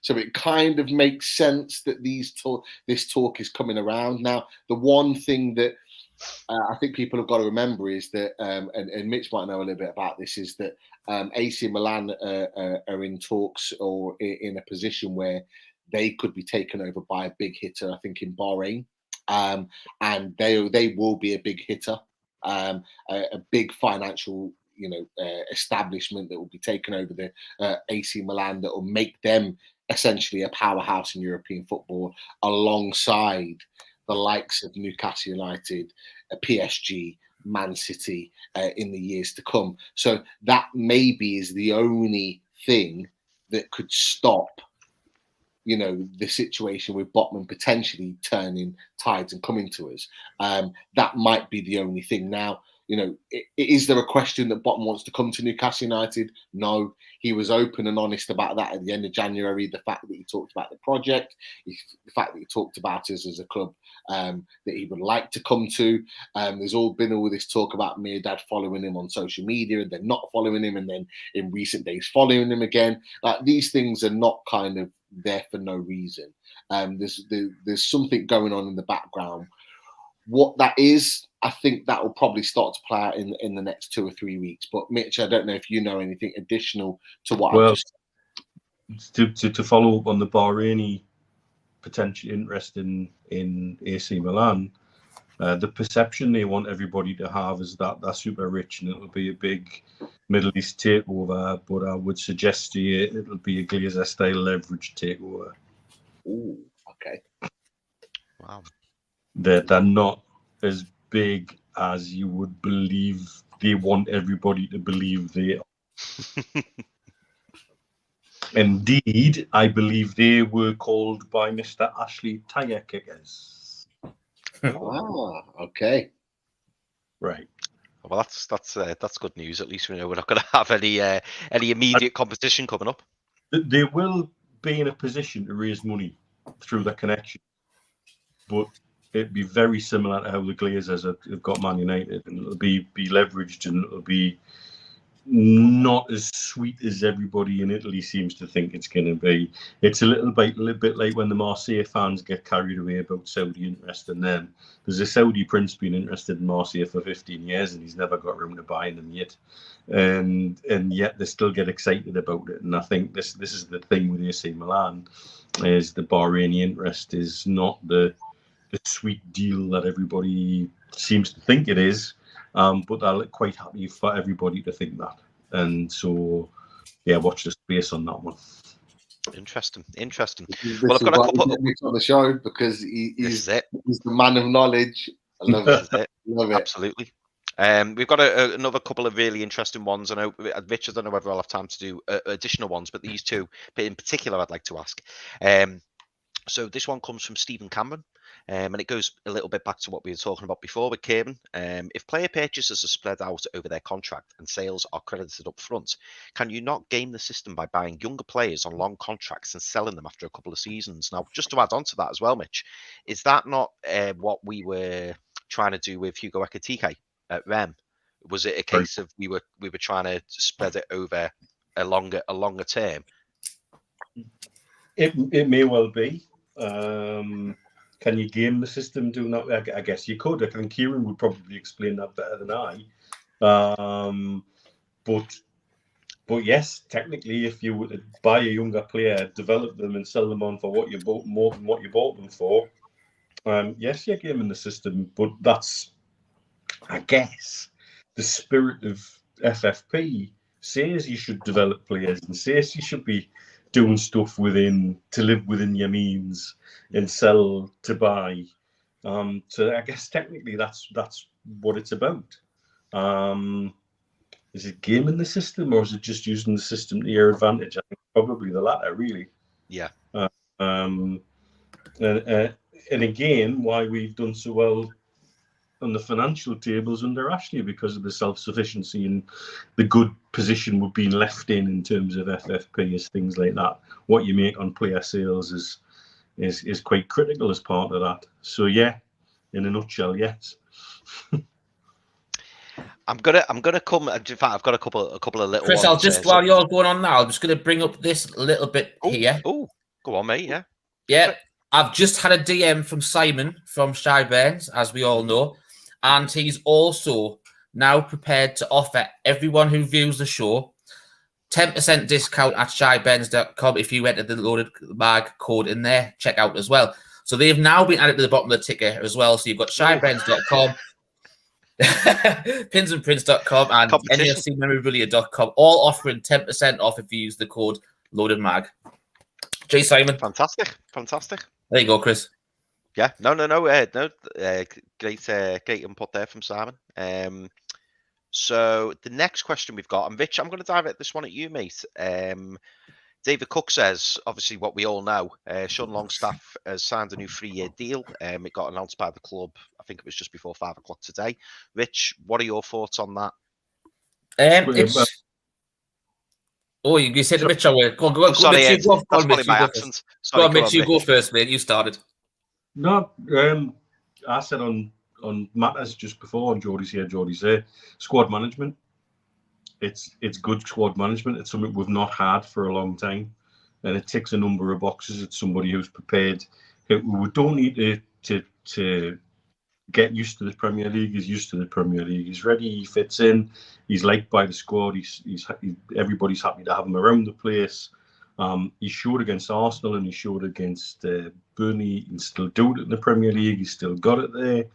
I think it says that Shelby's probably been told he's played his last game for the club. I think Shelby's on his way out. He ticks a box from homegrown point of view, and that's something else we don't have to worry about in terms of how the squad makeup is. And there's a number of positives to keeping him around and getting him signed on that deal and going forward. It's now in his hands. It's how he is prepared to work and how he's prepared to play, and can he get back to the level that we've seen him at under when he was flying under Rafa and everybody was talking about him being worth 50 million. It's up to him to get back to that level, and he seems to be responding well to Eddie Howe's management. So yeah, it makes sense in a lot of ways for me. Yeah. To add on to what Mitch has said there, Richie, what are your thoughts on the Longstaff deal? But also, it was interesting when Mitch mentioned Shelvey, because I think we all know that Eddie Howe was a big fan of Shelvey. But as Mitch said, he's obviously been told that he's surplus to requirements, or it seems that he's been told he's surplus to requirements. And not forgetting, at one point, John Joe Shelvey was our top wage earner as well. I think he's on 85 grand a week. So do you think it makes sense from that point of view, Rich? Yeah, because it brings obviously the wage bill down, so it frees up extra wages for any potential signings that we want to go for. But it's like Mitch says it. He ticks a lot of boxes, and a lot of it, he knows the club inside out. He knows the dressing room already. The players like him. Do you know what I mean? And we had the debate when we did squad game. Where would he be? Where would he fit in? And we discussed. He ticks the box for the homegrown quota as well. Do you know what I mean? So he's the English quota on that one as well. So he ticks that box. But even if you look at the length of the contract, a 3-year contract, it's a good length of contract as well. If the deal doesn't work out for him, and obviously we want to then move him on, so you're not technically pricing him out of a move by giving him a long-term contract. If he does, even if he has to say another 12 months at Newcastle and doesn't pull up any trees, that cost for someone to buy him out in another Premier League club, whether it be someone in the bottom half of it or top end of the Championship, it's going to be a hell of a lot more affordable, and Newcastle will get something from it as well. So they're looking after themselves really well. As like Mitch says, squad management, they're also looking at it behind closed doors as well, and looking after money that can come in as well. They're not just like, as we said with Burnley before, they've just lost 9 players, which could have brought in a lot of money for them. So we're protecting our assets and what we need to do going forward. So I think it's a bit of a no-brainer, to be fair. Yeah. Pete, are you pleased that we didn't accept that 1 million offer for Longstaff in January from Everton? If you'd have asked me in January, and I think you probably did, I would have said I'd have let him go because he wasn't doing anything for us. But it just goes to show the influence of Eddie Howe, because I stood watching him on Sunday, and I watched him obviously in the Arsenal game as well, and I couldn't help but feel that he, and look, Chris, because I've said this to you separately, I couldn't help feel but that he is Shelby's replacement for next season. And obviously Mitch has touched on it as well. I said it to you, I'm not sure if it was yesterday or the day before. I was convinced that if Longstaff stays, it means that Shelby goes. And the fact that Mitch has said that means that there's a chance that could potentially be happening. And who's to say that's not the reason why Shelby hasn't been seen in the last couple of days? We hear it's a calf injury. Who's to say he's been told, your future lies elsewhere? He's kicked up a fuss. Is that why there was pictures out there of him in Disneyland for him to make the point that he's kind of away from the squad? Who knows? But is it the right thing to do? I would agree. We need legs in midfield. We've seen that when we've got legs in midfield, that we're a different outfit, that we can press, that we can work, that we can keep running. And I was impressed with Sean Longstaff. It was a difficult game against Burnley. It was very stop-start. It was a very Burnley game. Everything up in the air. He couldn't get the ball on the ground, but he was battling. He was getting in headers. When the ball was getting played down on the ground, he had a good relationship with Bruno. It worked well. And if he can continue that under Eddie Howe, and he said it in his interview, if anyone's watched his video, 11 minutes long, he talks about Eddie Howe being a massive influence of why he's still at the club right now. for me, I think if we can take that into next season with an addition of one other midfielder, I think we'll be okay. Just before we move on, Mitch, Pete mentioned there about, Shelvey and Disney. I know you've spoken about this before, but I noticed your eyebrows went up when he mentioned it, and I just wondered if there was anything additional to what you've already said. Yeah, my understanding is Shelvey wanted guaranteed first-team football next season and was told, can't do that. And you're very welcome to find it somewhere else if you wish. So I think it's one of these situations. And it makes sense at his age. And he's got an opportunity possibly. I mean, one of the promoted teams might want to pick him up and say, there you go, there's your payday for the last time. And so if that's the case, you go with, with grace and thanks, because he's not been everybody's favourite all the time, but we've seen a different side of him certainly since Howe came in.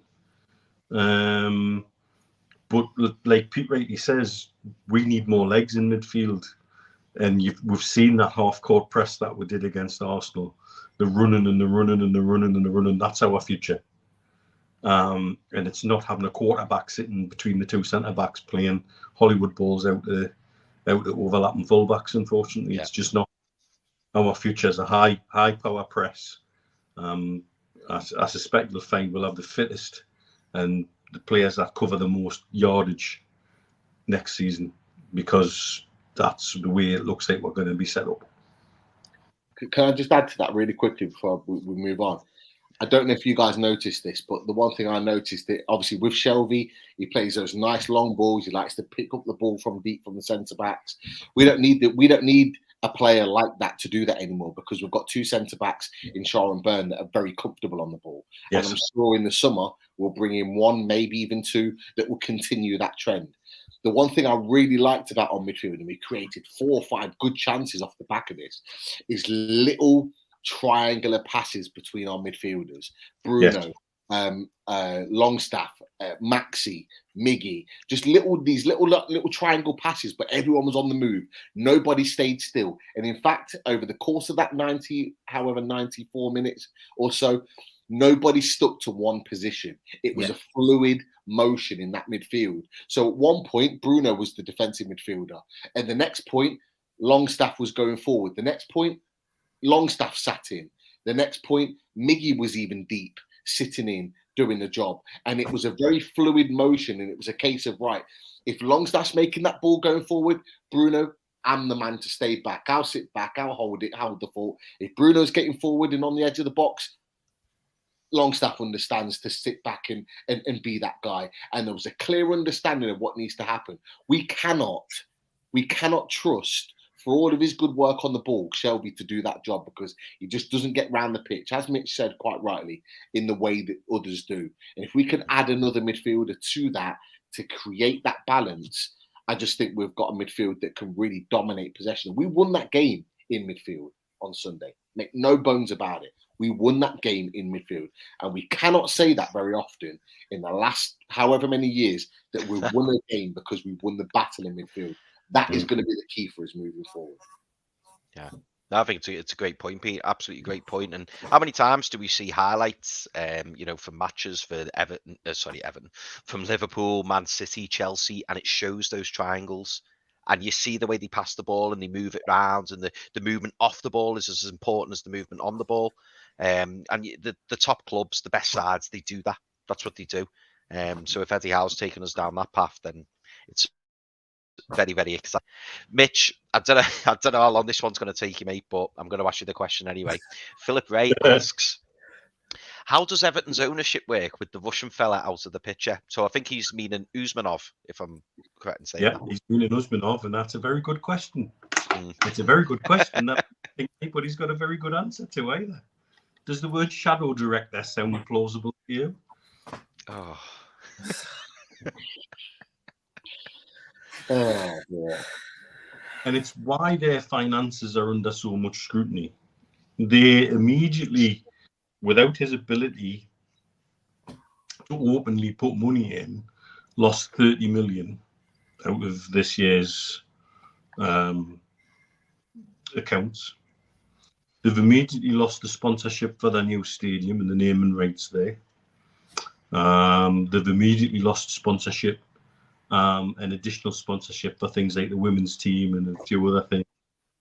But Did they lose it for Finch Farm as well, Mitch? Yeah. That's their Yes. training Yeah. academy. Yeah. And the next question to be asked of the majority of Will Mashori are how entangled are his business interests with Usmanov's. They're long-term friends. He persuaded him to come up to Everton from Arsenal with him based on their friendship and their business relationships. It's probably as difficult a thing to pick through as what picking through Chelsea's situation is. It's a really good question. Like I say, the word shadow director springs to mind for me. And it's something else. If they don't make it clear enough, I'm quite sure when they get round to it, somebody from the Premier League might want to have a little word in their ear about it, because it's as clear as mud. Because the two business partners in many aspects are very intertwined away from football. So it's very, very difficult to separate them totally. If they had problems separating PIF from the Saudi state, separating those two is probably even harder, I would suggest.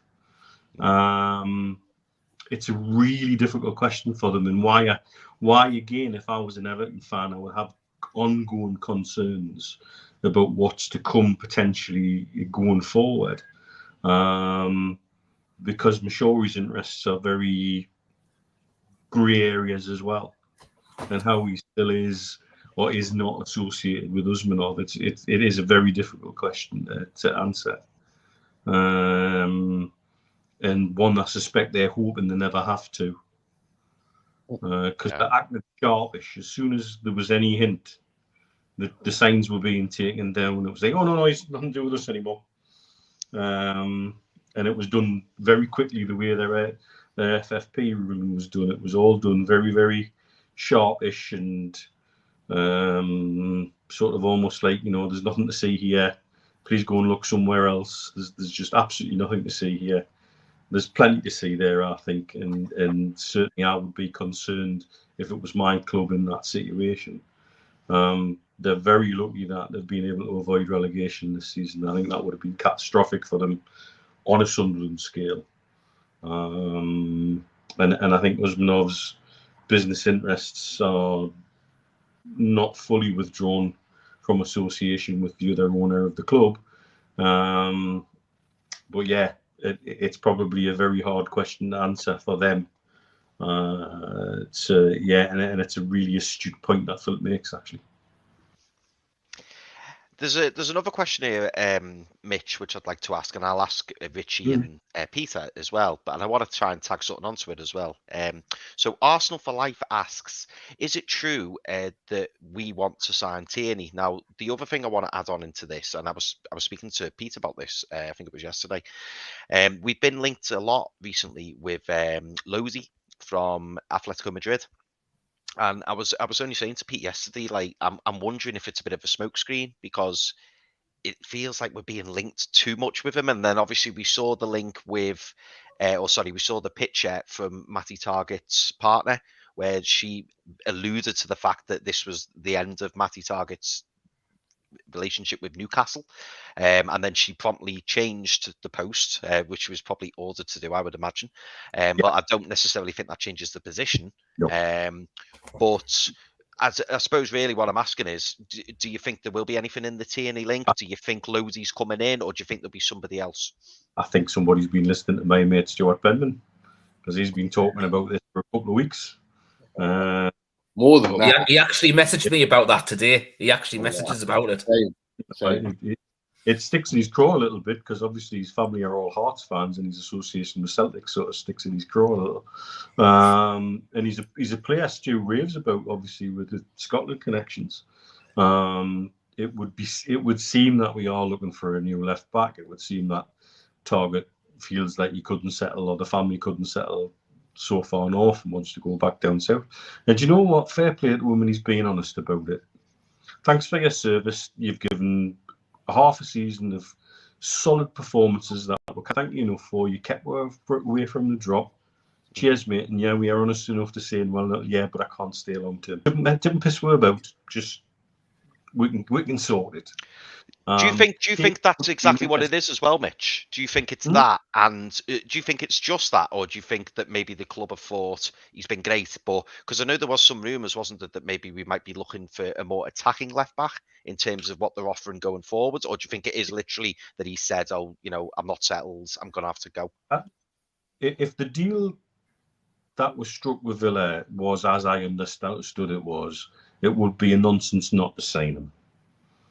Established Premier League fullback, and apparently we've got no good left fullbacks in England because Southgate's just picked a squad with about 8 right backs in.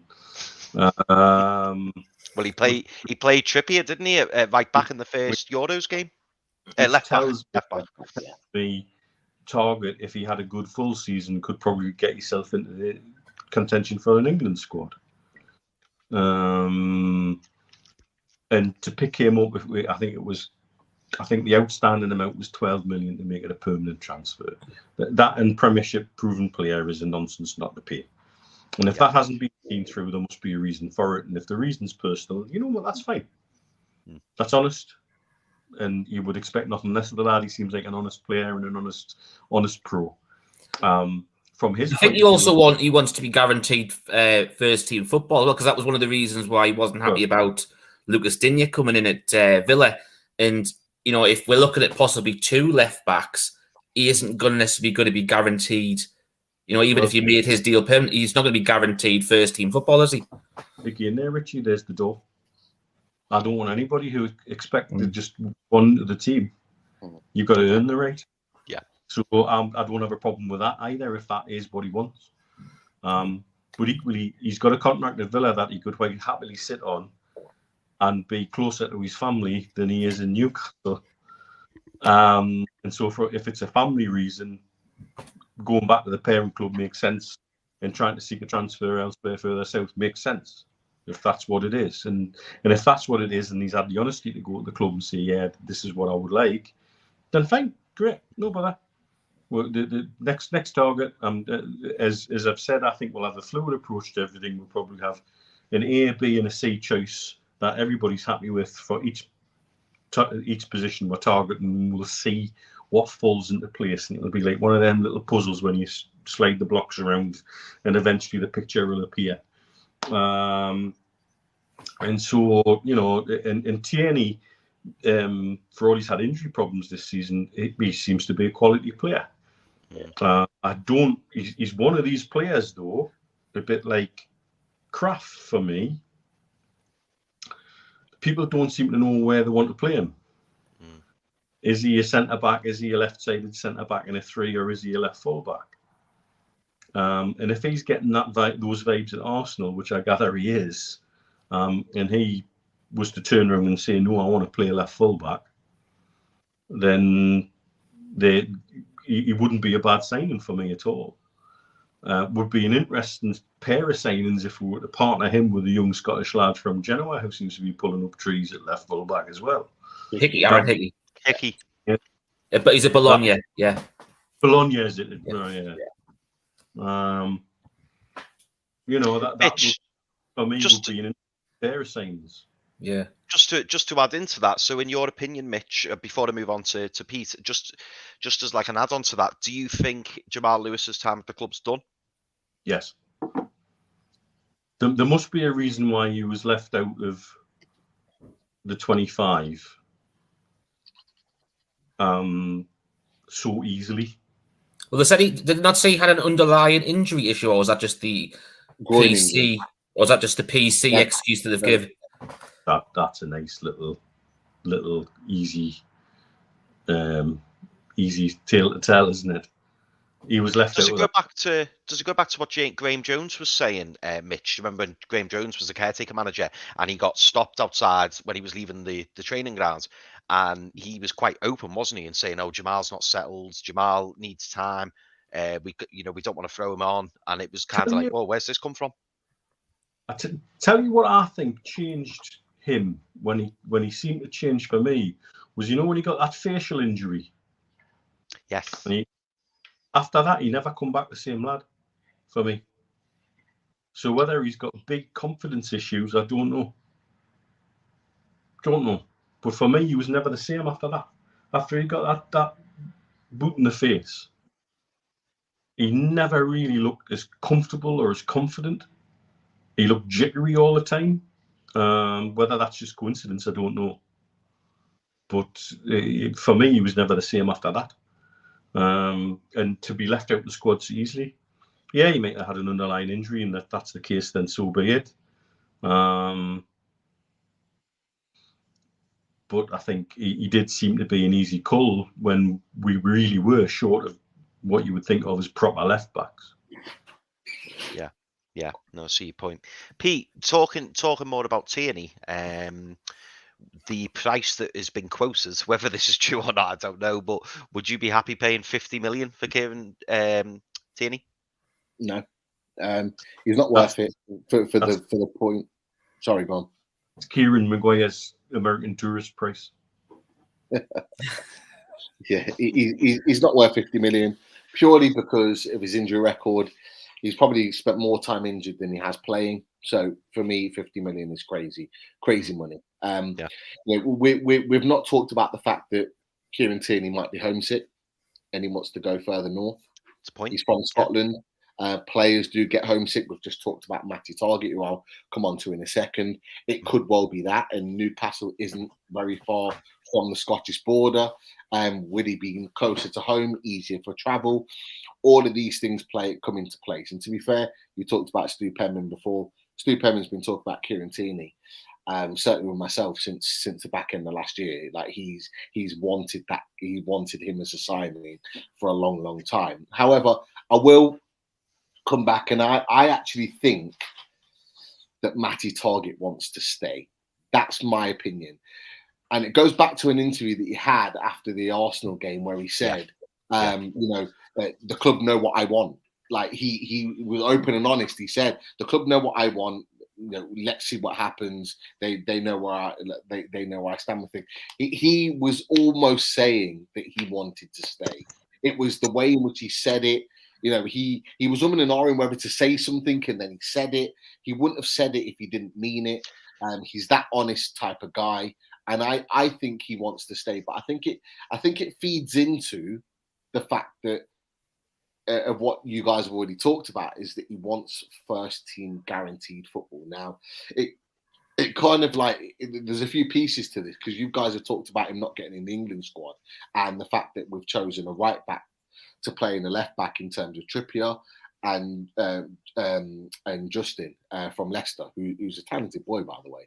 And there's one key factor for why Matty Targett hasn't been chosen for England, and it's pace. And it's the one question we had against Manchester City and Liverpool is that he lacked pace against the absolute top level elite players. And that's the one thing at 26 years old, if he's already lacking pace now, as he gets older, that pace naturally declines.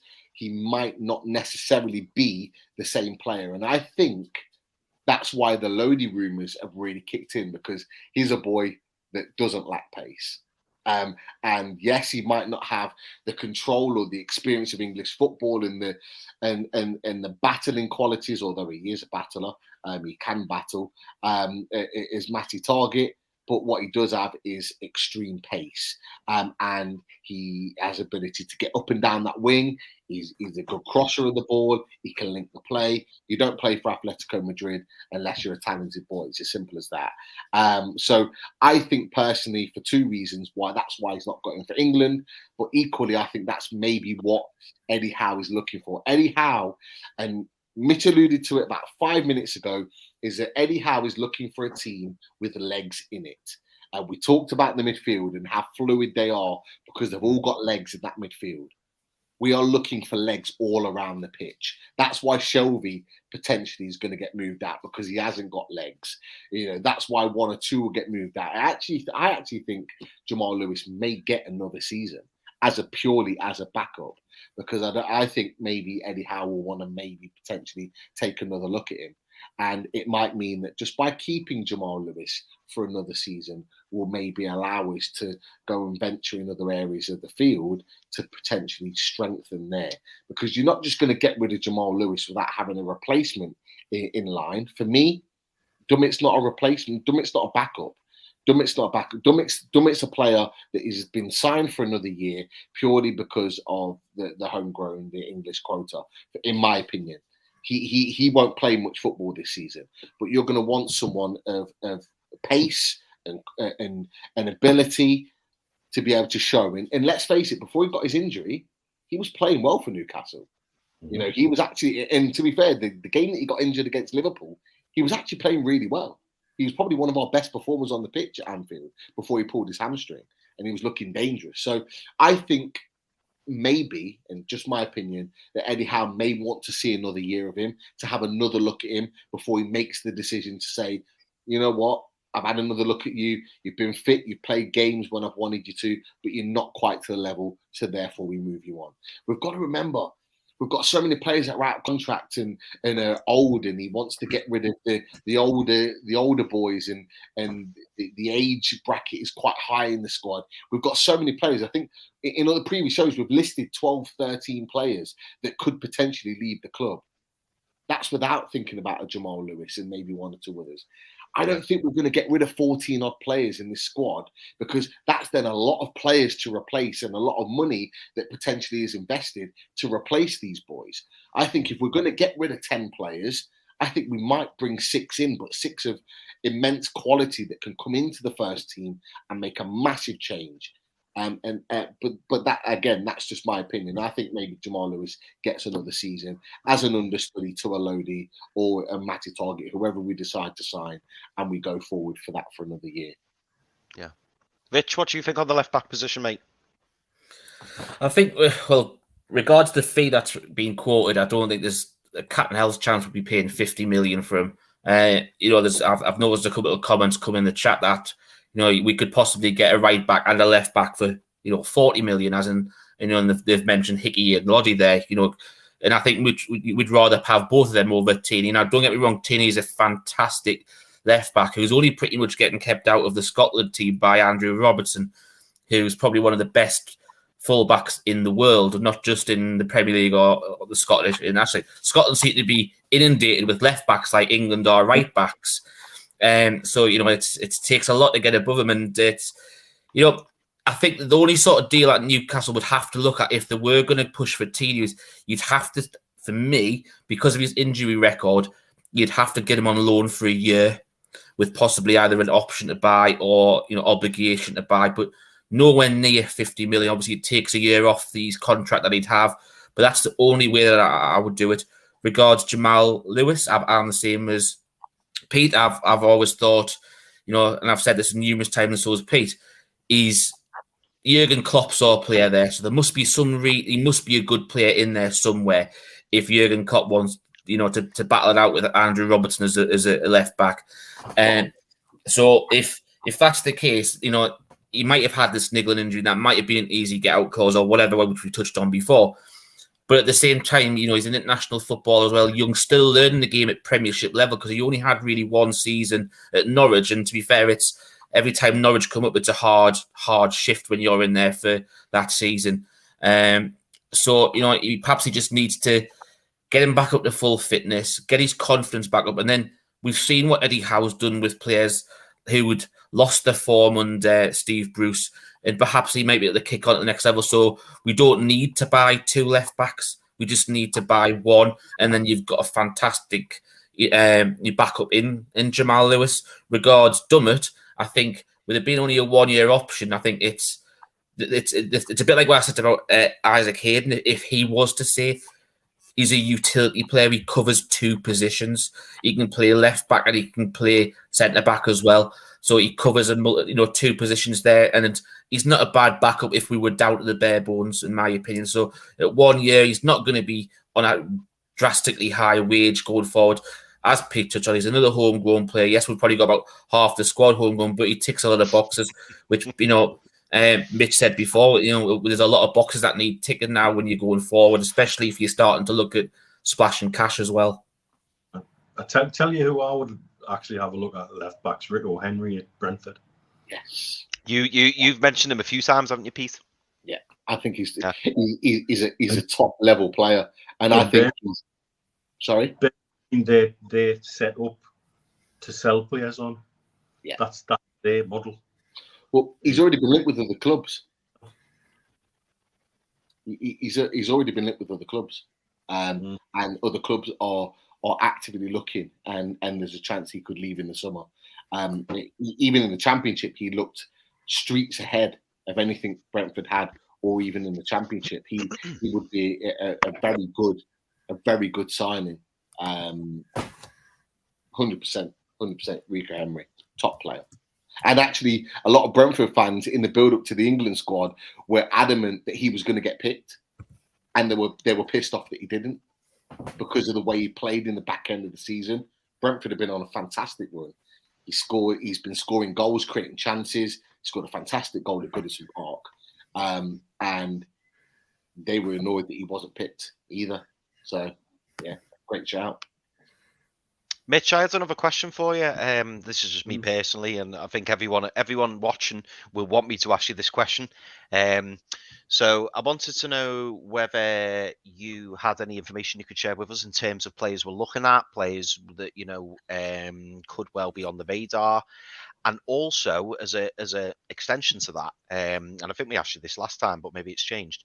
Is there a particular player we've been linked with, or a particular player that you've got your eye on and you think, you know what, he'd do great for us? Can you share that, or a position where you think that's where we need the player? Tell you what I know from something I've been told today is exactly as I sort of thought. This summer is going to be super fluid.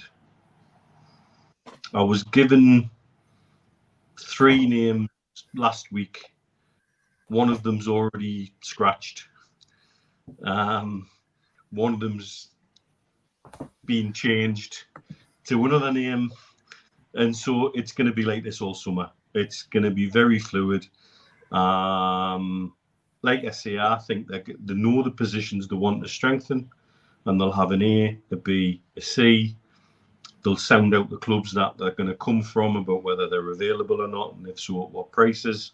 They'll sound the player out about is he going to fit in with a group, because I think Eddie Howe's very, very keen to get players of the right mentality in to keep that squad at the same level in terms of togetherness, etc. And then once all the boxes are ticked and things fall into place, the signing will be made, and then move on, and that might affect the signing. The level of signing of the next player, depending on fees, wages, price, etc. I tell you who I really would like to see in that midfield, who I think would be a wonderful addition to the midfield, to just add that X factor. And again, we're going back to Brentford. I would like to see we talk to Christian Eriksen, see if we could get him up to St James Park. Yeah, he's had a phenomenal second half of the season. He has that extra little bit of quality on his day that somebody like Callum Wilson would devour the through balls he could make for him. And I think he can do it at a higher pace and higher volume than Shelvey. And I think he would complement the other midfielders that we've got very, very well. So as an individual, that's one I would love to talk to. It doesn't have to be a big high power signing. If money was no object and I could sign anybody at this moment in time, it would be Salah. I would go all out to have Salah in a Newcastle shirt just because of his influence on this region. You can't drive down Sheikh Zayed Road without seeing his face on an advertising hoarding of one form or another here in Dubai, for example. how much he must be making in terms of the advertising deals in the Middle East. Because yes, he's African, but he's the biggest name in Arab football, and he is able to cross boundaries here in the Gulf region because he's Egyptian. It takes away the little subtle politics internally in the Gulf. It takes it out of it. And so that's the one. If money, time, and everything was no object, he's the one I would parachute in. And I know it's pie in the sky talking, but that's the one I would ideally love for a number of reasons. Chris? Have to wait one more year because he's already confirmed today that he's staying at Liverpool for another season, which is his last year in his contract. But who's to say if Newcastle United don't have a good season, play European football, next year that we then snap him up? Who knows? Who knows? Did you see what Mane said as well? So Salah hasn't said he's committing to the club, but he said he's going to be there next season. So stop short of committing to a new deal. But then Mane said he's going to wait until the Champions League's over, which would indicate to me that perhaps he's going to be off because he's been linked with Bayern, hasn't he? Yeah. Oh, yeah. He's been heavily linked with Bayern, and you know they're both around the 30 mark now. And you know, it would make perfect sense that if Mane looked for sort of one last big payday, because he's not on massive amounts of money at Liverpool. One big payday. Yes, Chris. Yes. After Monday, fucking, you're doing it. It wouldn't surprise me if he makes one last big payday for himself. And Bayern, look, he's still going to pick up trophies playing for Bayern if he just go there. You know, it's a club. Or with Mbappe not going to Real Madrid, is he the alternative at Real Madrid? Is an alternative option coming off the wing, playing that role? Who's to say that can't be an option? And to be fair, financially, he'd probably be even more better off going to Madrid than Bayern. But it's an interesting one. But at some point, with Diaz coming in, I always felt that one of that major three was going to leave. I always thought it would be Firmino. But with Origi leaving, that means that maybe Firmino and Jota are those two. Mm-hmm. And therefore, it means that maybe a Mane could move on. And it's going to be an interesting one. Very interesting. Richie, I know you've got a question for Mitch, but just before we go to that, mate, I've got Chantel's reminded me below. So Chantel said, it's probably crap, but there's a couple of media sources saying we're being linked with Neymar. Me personally, I wouldn't take him. But what this just reminded me to ask you, Mitch, and I can't believe I forgot to ask you, what are your thoughts on the new Mbappe contract?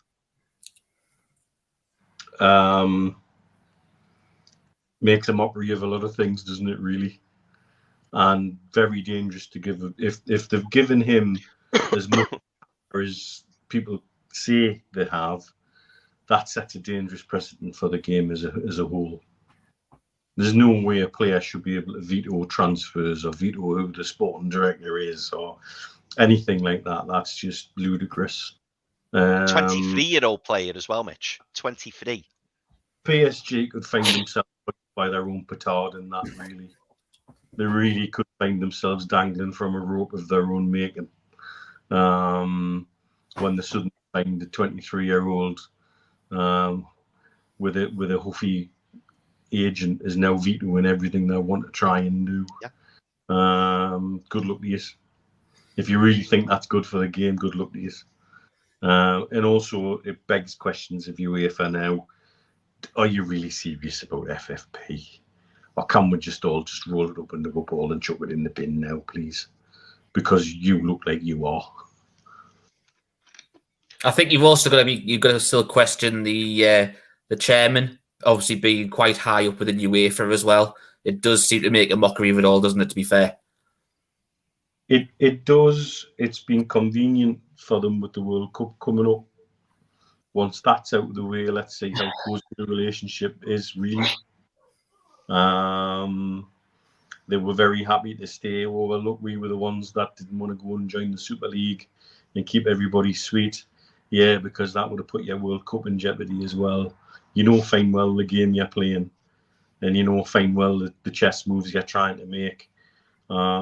Just be sure you know all the rules before you start playing it. Yeah. Mitch, just before you go, last question. Obviously, last week, PIF announced that Majid Al-Saror was to be a director on the board. I just wanted to know, obviously, from your aspect, do you know a lot more about him? Obviously, we know he's a director at Gulf Saudi, but was there a particular reason why PIF have chosen him to represent them? But also what other roles can he actually bring to the table as well? His background, he's an ex-professional footballer. He played professional football in Saudi. He's been on the board of the club that he used to play for. Was it Etihad? Can't remember which club it was he played for, but he played for and was on the board of a club in Saudi. He's well respected for his business rules, and all of the business development rules he's taken since he retired from football have been received very positively. He's a key part of the Vision 2030 planning, which is all part of Saudi's vision to grow and expand and become more open and become closer to the rest of the world. Pretty much like what Dubai's Vision 2020 was all about, really. They're following a very similar pattern as to what was done here. He's got business training and background from the US. His role in Gulf Saudi has not just been about expanding the game, but also expanding inclusivity, getting women's game involved, and expanding Saudi's influence over a number of different things, not just in this region where golf is, exceptionally popular. Our chairman's a very keen and very good golfer, and that's where they know each other from. And so there's a lot of good reasons why he's being put on there, and he knows football from the inside out. And it's amazing how football people come from different places, and he, because of his business interests and the business rules he's had, may come at things from a totally different angle that other people won't think of. And PIF don't appoint nuggets. It's why they make the money that they make. Everybody they put in the key roles is at the top of their game. And if they're not at the top of their game, they're out of that key role pretty damn quickly. But PIF does not have a revolving door. They're very good at appointing people. They really do know what they're doing. And so for me, very good appointment. He's close to the chairman. He's well respected and liked by PIF. And I think he's an absolutely perfect appointment, actually. Brilliant. Guys, we've overrun by quite a bit tonight, but do you know what? I think everybody can, I can see by the viewing figures, we've been well over 400 all night for nearly 2 hours and 15 minutes, which, to be fair, it's a tremendous effort, and we much appreciate it, especially when it's a topic about football fans, which some people can't get their heads around, or they want to know more about as well, which is one of the reasons why we brought Kieran back, and also it was great to have Mitch on board as well. I'd personally say, Mitch, you've had us engrossed for the last few hours as well, and it was really good how you bounced off Kieran at the start as well. I'm glad you both got to meet in there, but also Chris, Pete for joining us as well and making the show last as long as a pleasure as it was, and also all the viewers. And just want to say a big thank you to Michael Marsden, who became a member tonight. Michael, much appreciated. Anybody else, if you decide that you want to be a member as well, we did mention it earlier on in the show, that it's $1.99 to join the show, and you get it put into the exclusive draws, as we mentioned earlier on, you'll get giveaways from the sponsors that we had before. So once again, thank you very much for everyone who has joined us tonight for all that. Mitch, we'll probably see you again in a couple of weeks, I imagine, probably either for a Goodfellas show or a Geordie Dentist dentist chair show. But Nice seeing you again, mate. And thank you very much for everybody who's joined us tonight in chat and stayed with us throughout the show. So thank you very much, guys. Good night. Cheers.